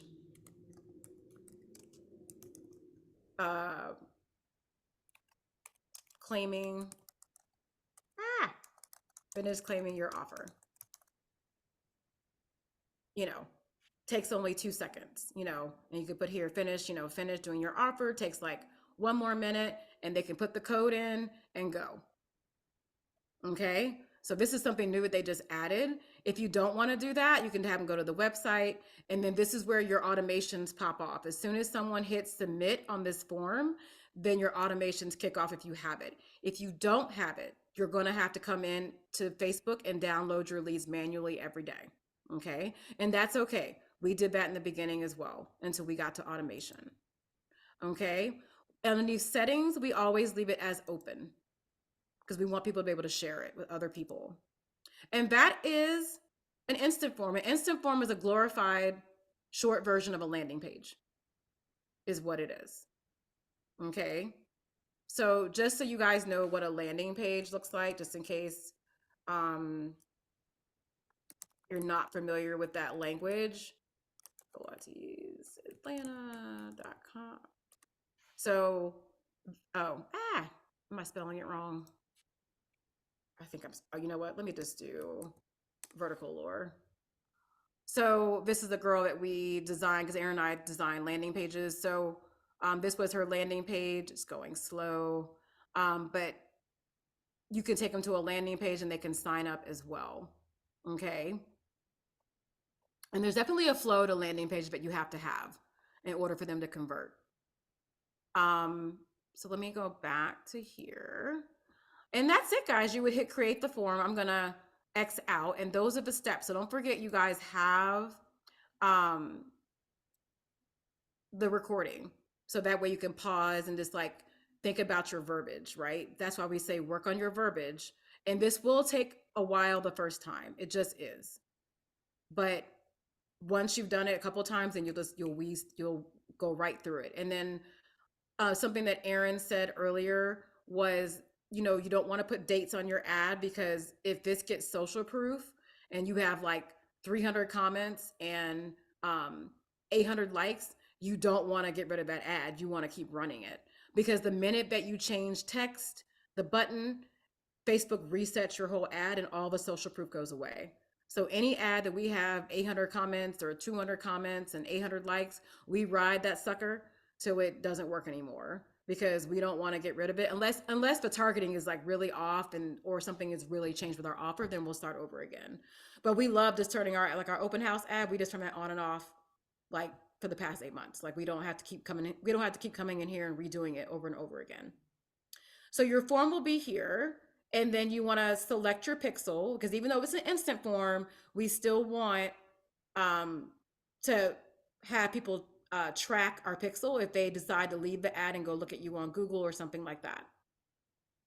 And then we don't hit publish here. We go back out and X out of it. And then we just go back through and then double check all of our steps. So we go back to the top, we go to campaign, we go to the who, why, and what. And I just make sure everything is clicked and my audience is right. We triple check this like numerous times. Okay. And that's just a quick and dirty. Like I know that can seem like a lot, but once you do it more than like one, the first time is going to be like, But the second and third time, it gets better every time. And then the goal is to keep running the ad on and off for 6 months to a year, until it's not working anymore. And so now to kind of end, we're gonna go over metrics on um, the things that you need to watch. So Erin, I'm going to pull up um, Pilates' ad right now because that Okay. has metrics. And then someone had a question about where you go to download. We can show that too once she pulls something up. Yes, The great download question. Thank you for lead. reminding me. So when you go to download your leads, sorry, it's just gonna slug a little bit here, guys. Thanks for hanging in there. When you go to download your leads, you go to the ad level. So we said it'll turn blue based on whether you're on campaign level, ad set level, ad level. And then, so I'm just gonna click this one because that's the only one that I want to see. Um, sorry, it's going really slow. But you would go, come on thing. Why is it not going over? Hold on, guys.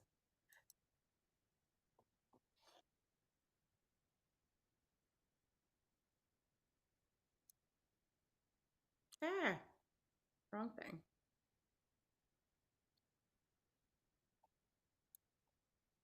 Let me go back to the campaign level and just start again.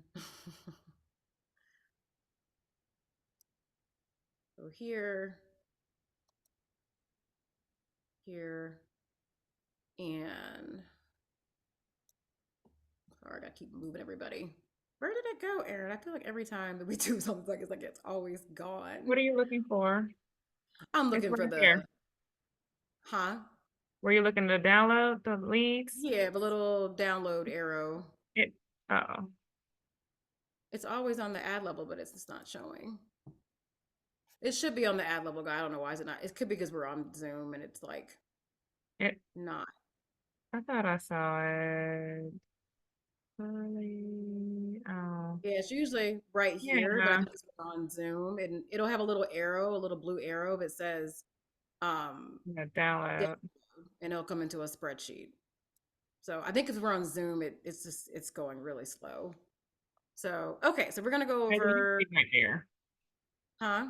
I was telling them that it's usually right here. I mean, I can't point to it. Yeah. Yeah, it's right here usually. It has a little Hmm. arrow. Okay. So when you guys are checking your metrics, right? The first thing you want to do is make sure you have your dates on maximum on the top right where Angela is hovering at. Just to make sure you have the total amount of when your ad is running. We just hit maximum just to make sure. Yes, that's to make sure you have all the dates. Like if you wanted to be specific, then you can do the dates, but sometimes it's better to start with maximum so it doesn't um put you like in a weird year or something. And then you don't see any data. Mm-hmm. And then the two numbers that we really focus on is your click-through rate and your cost per result or cost per lead, cost per result. Okay. So Angela, click on go to so we can just see one. So we don't, yeah, there we go. Yeah. All So right. when you only want to see one ad at a time, you click it here and then you go to ad set level. And then now you can only see the metrics for this particular ad. That way your eyes won't cross.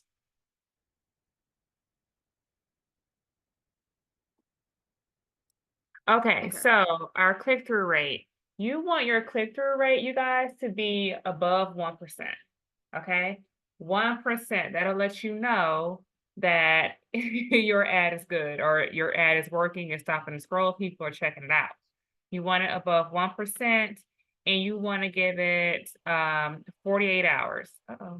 48 hours to do that.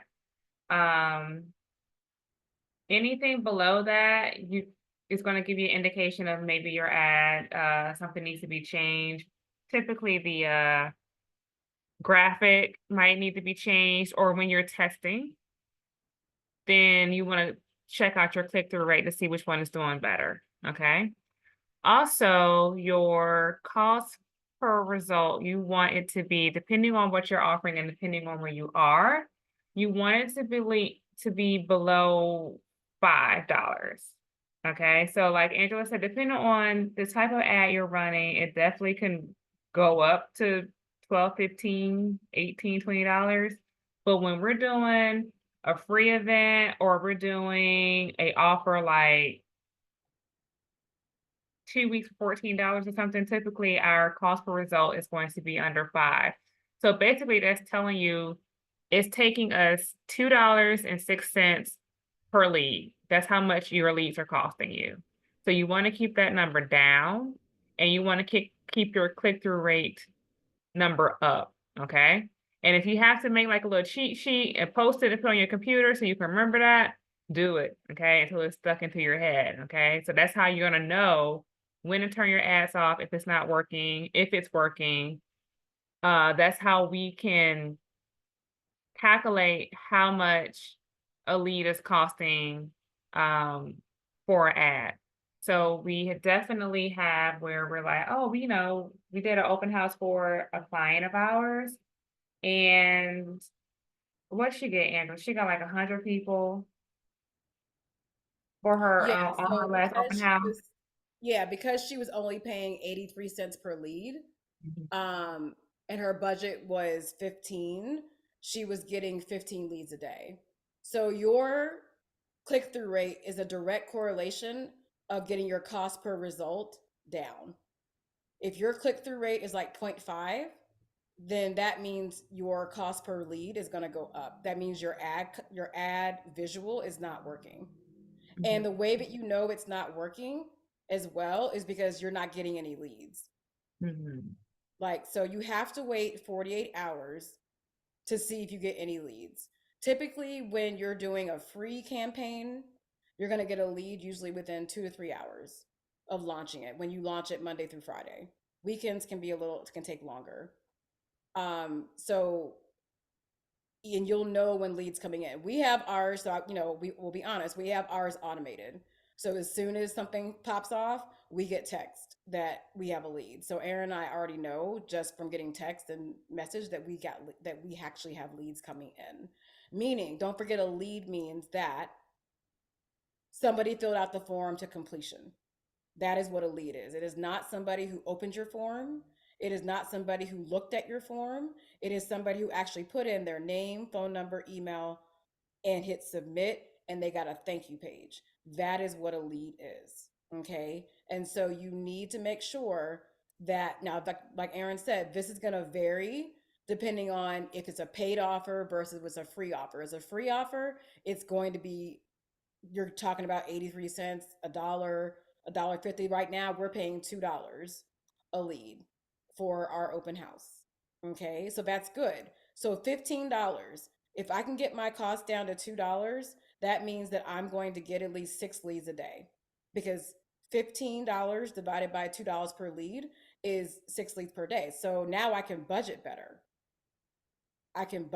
now, because moving forward, when I run this ad again, I know if I'm getting 6 leads a day, 6 leads times 7 days is I'm going to get about 42 people a week based upon my cost per result.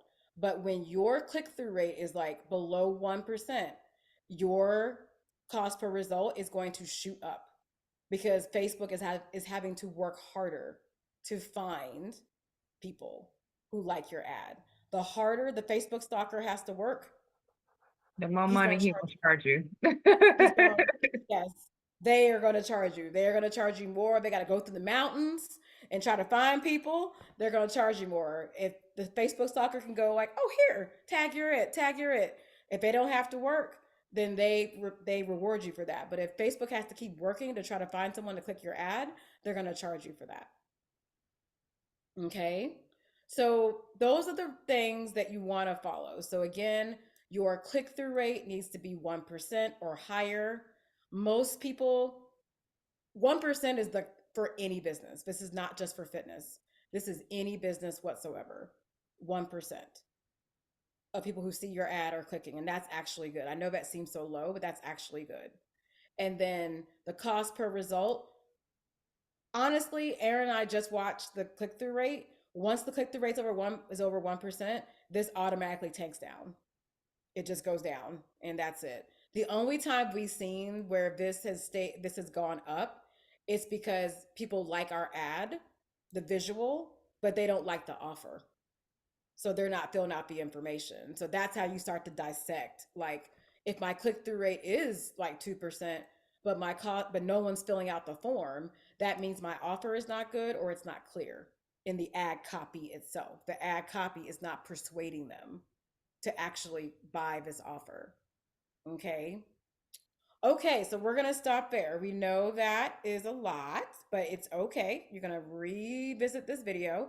Erin's going to drop in the chat the spreadsheet to track your metrics.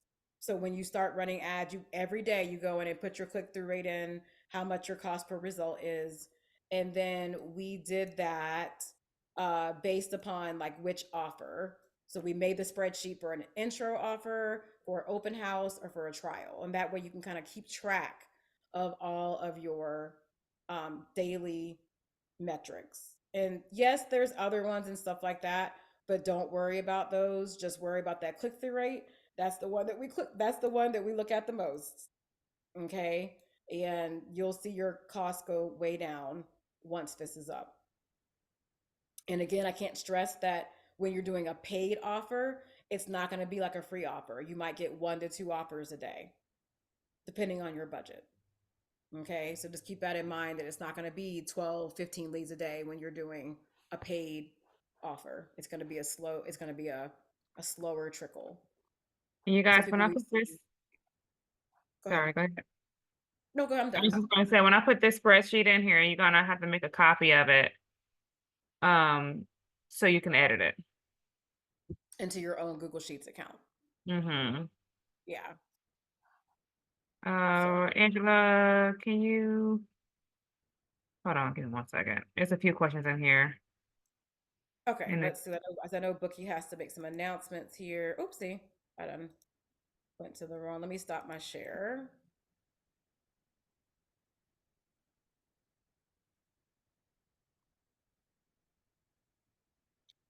Let's see. You want to give it over to Bookee and see if we can get Yeah. If you guys have a few questions, just stay afterwards. And we will definitely go over with you guys how you can work with us if you want to join our Facebook coaching group. We are doing a buy one get one free month. So you buy 1 month of coaching for $79, you get the second month free. We meet twice a week, and we go way into more of what we did today. Plus, you get these videos recordings for the whole 2 months.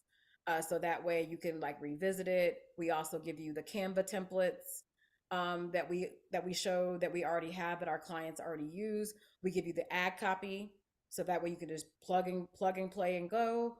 And then you get to be with a lot of studio owners for support. That's the good thing. It's nice to be with your own people. So, okay, we're gonna give it over to Bookee. Erin, you can drop, or I'll drop in the chat if you want to read about our buy one get one free for the Facebook coaching. I'll drop it in the chat so you guys can look at it, and Bookee will take over, and then we'll have just a few announcements after Bookee. Hey, Angela, thank you so much for this insightful session. I think me being not a marketing person at all, now I know how to run ads through Facebook if I ever want to do this. So this was very helpful. Thank you so much. I'm here to talk to you guys about a little bit about numbers today. We have understood so far how to run ads, how to get your leads in. But as a studio, we need to understand what the ideal outcome is based on the size of our studio, right? So we have just prepared something for you guys where I will just take you guys over, depending on the size of your studio, what is the ideal amount of leads you should be looking at when you're running these ads, whether you're doing Facebook ads, Google ads, even if you're doing referrals, or any sort of lead generation platform for your business, right? Now, if you see here, if you are a small private studio, you're the only person doing this, you should be expecting at least 1 to 2 leads daily to create that funnel for yourself and actively converting those leads. Second is, if you're a small studio, probably you, one instructor, or maybe two instructors, you should be looking at least 2 to 3 leads daily coming in. Mid-size, 4 to 10. Large or multi-location businesses, you should at least be looking at 10 to 20 leads daily if you are really looking to grow your business. Right now, potentially, you can do a lot of different trial and errors, as Angela was just mentioning, that we can try a lot of different things when we're running ads and see what works best for you. But until and unless you don't reach this goal, you have to keep doing the trial and error. Because once you have reached this and you're consistently maintaining this, at least for, I'd say, a quarter or 3 months, that's when you know that this is working for you, and you can improve your budgets after that. And, like increasing this number on a daily basis, hiring more instructors, doing more classes, and that's how you slowly grow your business. Now, the biggest problem that we see here is that once we have achieved getting those leads in, let's say you're consistently achieving 30 days, 2 leads every day, and you have reached a point where you have received 60 leads a month. Now, what do we do with those leads, right? So as we covered yesterday, that we can do different types of offers, send them emails, drop them texts. But when we look at the broader number, right now this number looks small, but when we look at the broader number, it's 60 leads into 10 different touch points, which is 600 touch points per lead that we're talking about, right? So now the biggest problem here is that 10 touch points is ideally the goal. Like, first, the lead comes in, we send them intro offers. Once they've bought the intro offer, we convert them into active paying members. The challenge is that the journey is so long that a lot of times deals or leads fall through the cracks, right? Because first, we are not consistent. Things get in the way, life gets in the way, and we're not being able to consistently follow with our clients, not being able to drop them emails, not texting them, not giving them calls. And this is where the biggest leaky bucket happens when you are running marketing ads.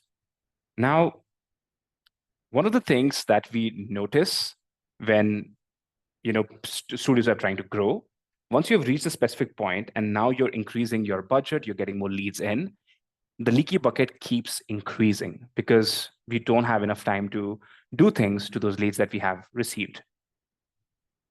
And again, this is just, I'm taking an example of a small studio doing 600 calls, emails, and text messages to those leads that you have received. And the biggest problem that we see is you can still personalize these things, you can craft it well, but the biggest problem that we notice is consistency. And as I saw in the chat box when Angela had asked a question, like, how many times do you drop emails to your clients? A lot of people mentioned we do quarterly, we do twice a month.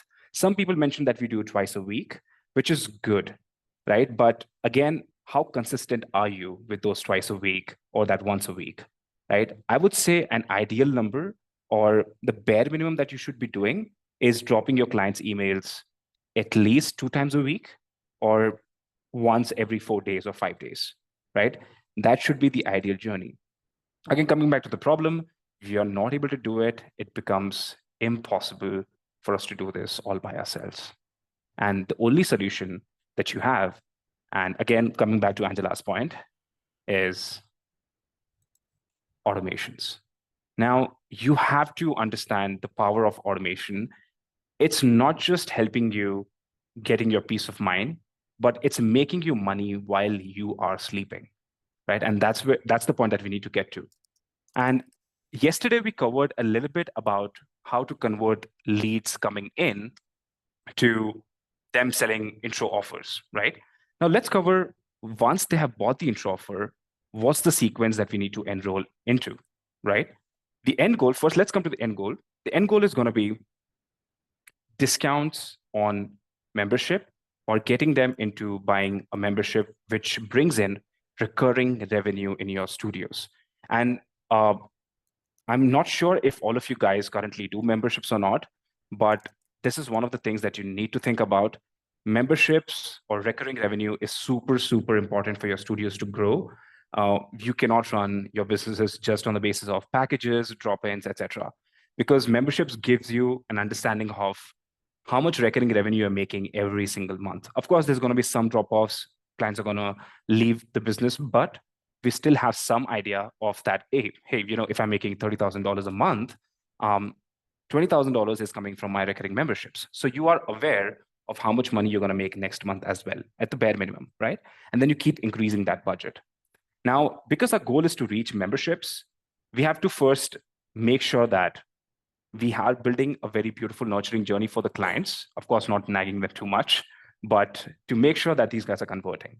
So, for example, I've just built a nurturing journey, which is something that you can do easily on Bookee. And the best part is that because we have all rule-based and auto-tagging through Bookee's automated journeys, it's simply a matter of 5 minutes to 10 minutes for you to just set this up once. And it keeps running. You can keep it hyper-personalized and consistent for your business, right? So I go here, purchase the intro offer, dropping them an email. Hey, thanks for purchasing the intro offer here, right? Now, I wait for 1 day and see if they have visited us or not. If they've not, then I'm going to drop them another email saying that, hey, you have not visited, after purchasing the intro offer, right? Wait for another day, check, hey, visits equals to 1, select intro offer. And then, hey, first class attended using our intro offer. And then we can continue this journey by giving them, hey, you can buy this next package with us, which is going to be 3 classes for $40 or $50 or something like that. And then the nurturing journey keeps going on. Now, it's not necessary for you to just set this up in one specific nurturing sequence. You can do multiple different nurturing sequences for your clients, all right? And over here, there's another journey that I've just created where if any of the clients who have bought your intro offers, we'll just check if they have visited anywhere between 0 to 3 times and reminding them, hey, you haven't visited our studio again, right? If they visited us between 3 to 5 times, then we'll give them a discount on the credit pack, right? As I mentioned, we can do the same thing right down here as well, right? After they've done their first visit. And if you see that there's been consistency in your clients visiting your business, which is anywhere between 5 to 7 or probably more, is when we know that this is the best time for us to give them discounts on our recurring memberships because they're loving coming to your studio. They've already bought an intro pack. They are coming to your studio and now they know that, hey, I want to go to the studio. I love working out here. So this is the best time for you to push a discount on the memberships, right? I hope this gives you some understanding of how to convert your leads into active paying members. And that's the end goal. I'll reiterate this again. If you guys currently do not do memberships, I would highly recommend please get into that model so that you can see what's your recurring revenue coming in. That's super, super important for you to grow your business. Now, I also do want to talk about other organic ways of generating leads. Now, of course, we have Facebook ads, we have Google ads, we have Instagram ads. We can do a bunch of stuff there. And we can, of course, invest some amount and get the leads out of that. But there are also other organic ways for you to generate leads. For example, if people are just searching for on Google, or referrals is a great way of generating organic leads, right? But what we see is 30% of your customers typically find you through local Google search. So we know that because Google is the biggest marketplace, we need to make sure that first, if people are landing on our Google, the first and the foremost thing that you need to take care of is your SEO. If your SEO is not working fine, if people are searching for dance studio near me, yoga classes near me, Pilates studios near me, and if your studio is not prompting on top, you know that there's a problem to fix, which is your SEO, right? Once you have figured that bit out and you have learned how to fix your SEO is working great, the next part is for us as a business to make sure that your clients can quickly book into the offerings that you have, your classes, your appointment-based models, your workshops, courses, anything that you're offering. Your clients should be able to quickly book into those with as less clicks as possible, right? And that's the reason we launched Reserve with Google. Now, there could be a couple of people here who are already using this, And those of you who don't, do like reach out to your customer success managers, or you can reach out to our team who can help you with setting this up. Now, we are typically the only software in the market right now who has a deep integration with Reserve with Google, which can list all the different types of services on your Google Maps, on your Google Business profile. Everything is going to be listed there, right? And your clients can simply just click on it. It's one click, and they can just check out through those services that you have to offer. Now, let's take an example of Sarah, right? She's looking for yoga classes near me. And all the different yoga studios come up, and assuming that your SEO is working great, Yoga with You comes on top, and you see this little book online button here. I can just simply click on this button. It will directly lead my clients on my website to the schedule page, right? So what am I doing here as a business?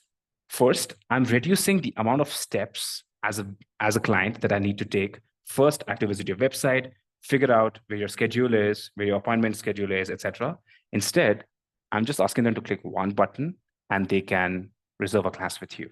It's as simple as that. And I do this all the time, right? Like if I go to my nearby restaurants, if I want to book a fine dine or reserve a table, I simply go to the restaurants page and I can just click on the book online button and let me do that, right? That's how simple it's supposed to be in 2024, even for your clients. And it's super simple to set up. If you are already a Bookee user, or if you're not, if you are planning to use Bookee, you can simply head over to the marketing section of our CRM. You will see a small button there which says Reserve with Google. You get started, you enter your Google Business profile, and it takes like 3 to 4 days for Google to approve it. And once that's done, the Book Online button will automatically show up right under your Google Business profile, right? Now, let me actually give you a quick view of what that looks like. I'm going to take an example of a client of ours, Temple Shape. Now, you see this nice Book Online button here. I'm going to go here, click on this, and it will directly navigate me to the client's schedule page where all the different types of classes, all the offerings that they have are going to be listed. So it's super simple for your clients. I would recommend all of you to use it, even if you're doing some sort of awareness Google ads, even if you're doing, let's take, traffic Google ads, etc. As soon as people discover you, they should be able to see that Book Online button, right? And the reason why we emphasize so much on this is because you see a 46% rise in your bookings. And this is all your new customers, because people search for you on your Google, and if they have just like simply one button to just click and book into your classes, it's going to make their lives super easy, and it's going to increase your bookings and your revenue. Now, it does not end there. You can still do a lot of tracking, because we need to know the numbers. How many people are clicking on the Google ads, the Google Book Online button? How many people actually bought memberships while they clicked on the Book Online button? How many people booked into classes, booked into appointments? You will get all those analytics once you register yourself on Reserve with Google. So that's what your analytics would quite look like. Total clicks, total bookings came through Google, Reserve with Google, total revenue, how many memberships were sold, total number of services, top 5 services who were clicked. All right. So that's more or less about it.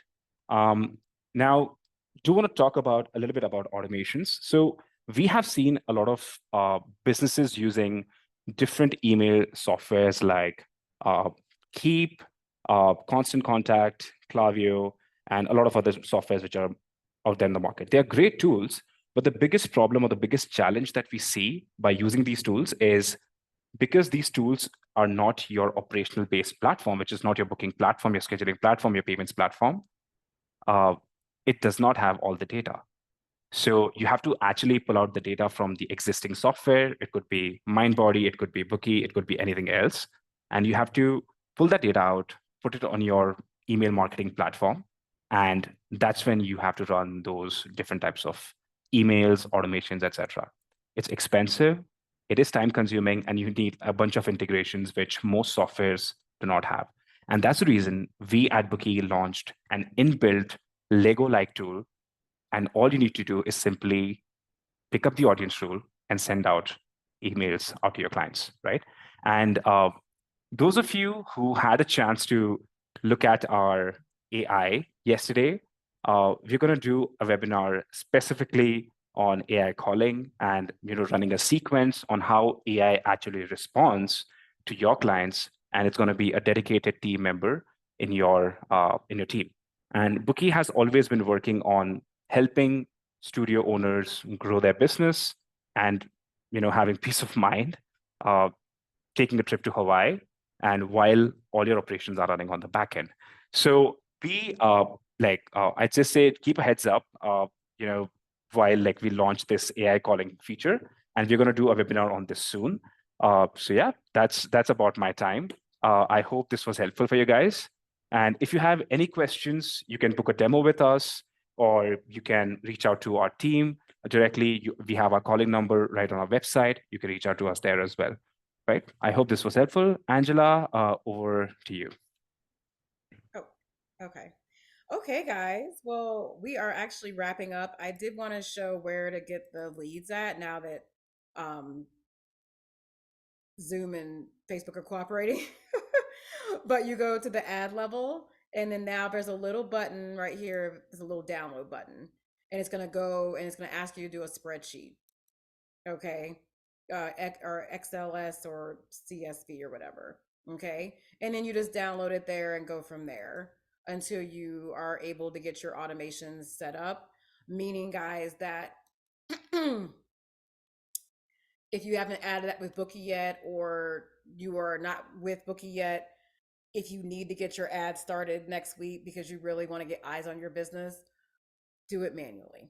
Okay. You're just going to have to do that for now and work on the automations as you have your ad going, because at the end of the day, you still have eyes on your business. We're just saying, though, that it's a time suck when you have to manually do it, but it's better than standing still. It's better than standing still. We don't want to stand still and be like, wait for everything to be perfect before we try to market our business, right? So, and like I said, Erin and I did it manually in the beginning as well. And then we said, hell no. After about a couple of weeks, we were like, oh no, this is not gonna work. As far as just like, it was just a lot of back and forth and downloading the spreadsheet and stuff like that. But it can be done though. It can be done. So we just don't want people to stand still though. Get your business out there. Get eyeballs on your business, okay? Because your pixel is still getting data, okay? And then work up to automations when your capacity allows. Sometimes our capacity is not there to do it, unfortunately, but eventually we want you to work up to carving out the capacity to do automations, because it's going to save you so much time at the end of the day once you have it. And then if you want had to have Bookee have us come back and do some other webinars for you guys on we could do this one again. We can do, Erin and I are really good at automations as far as just like what to automate for 4 weeks at a time. And like putting it into Bookee is the last step, but you have to actually map out what you're going to say for 4 weeks. Like, are you going to send a playlist? Or, one of the big things you want to do as soon as someone starts, you want to send a text that says, how was your first class? ? That's it. See what they say. That's like one of the top things you want to do when you do automation. So you definitely want to like figure out what you're going to say over your intro offer period, whatever that may be, 2 weeks, 3 weeks, 4 weeks, map that out. And Erin and I are really good at mapping out what your automations look like for the voice of your business, because you don't want it to sound automated. People are very smart. They know when things are automated, and there's a way to say it. Like the question we just asked, how did your first class go? This is Valerie from Pilates. We're automating that, but it doesn't sound like automation, right? Because we're not making it sound like a computer. We don't want to, because like people know that. And so when they get frustrated, when they feel like they're talking to a computer.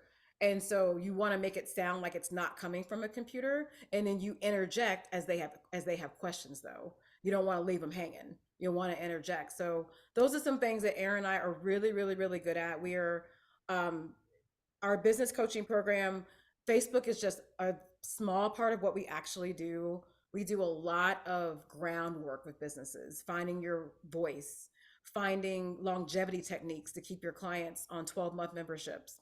All of our members, our most popular membership is 12-month memberships. We try to get all of our clients to get to 12-month memberships. We don't want class packs. We don't want that. We can't budget on class packs. Like, that's not a good money maker. 12-month memberships. And yes, in this climate, our majority of our clients are still 12-month members, even in this climate that we're in right now. We go over automations. We go over all the intro offers. We go over how to run open houses.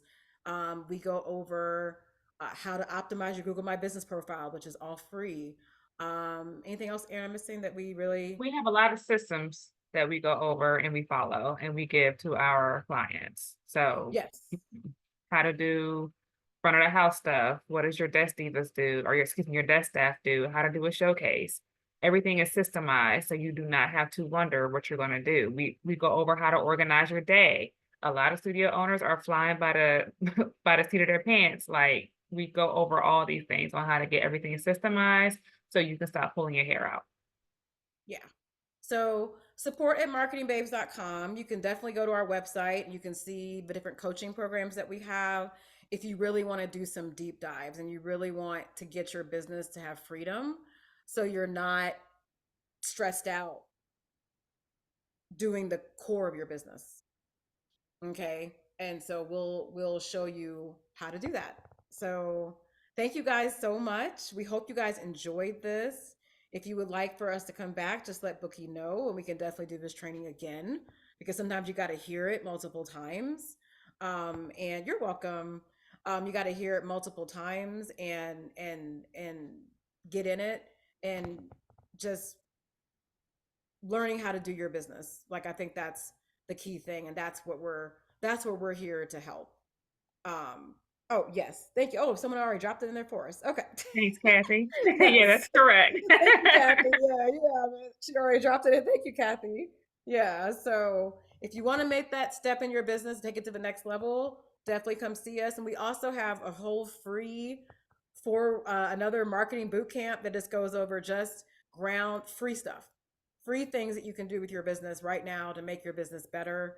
And it's on our website under free resources, and you can start. If you like hearing Erin and I, then come on back. And we have a lot of free trainings that we do throughout the whole year, just to get business owners working on their business and not just in their business. It's so important. Okay, guys. We love being with you guys for the last 2 days. We love, yes, the heart. We love meeting other business owners. And we hope that you guys can join us in our Facebook coaching, or come join us on some other things and be supported with other business owners so you don't feel alone. Okay? Entrepreneurship is lonely. It is lonely. And And thankless. yeah. And so being with 50 to 60 other business owners is just going to do wonders for your mental health. Mm-hmm. And maybe, like, save it, you don't cuss nobody out. We'll talk you off the ledge and be like, no, don't cuss her out. We can't do that. We can't do that. Let's talk how we can do that. We're gonna talk you off the ledge when that one client tick you off, and you want to go off on them. So thank you guys. Yeah. And then you guys can hop into our Facebook group also if you want to stay connected. Yeah. Is there a way, Priya, that we can just send you guys the information to put in the email on the replay so people can just find it? Yeah, sure. Angela, you could do that. Okay, we'll send you the information, guys. And then again, if you go to our website, you can email us, you can text us. We have everything. No, I'm saying we don't have everything on automation, but we have a web chat on our website that comes directly to Erin and I. So, and Crystal, we have 2 other marketing babes as well that work with us. So we are very responsive, and we will give you the information that you need. Okay, guys, thanks. Bye.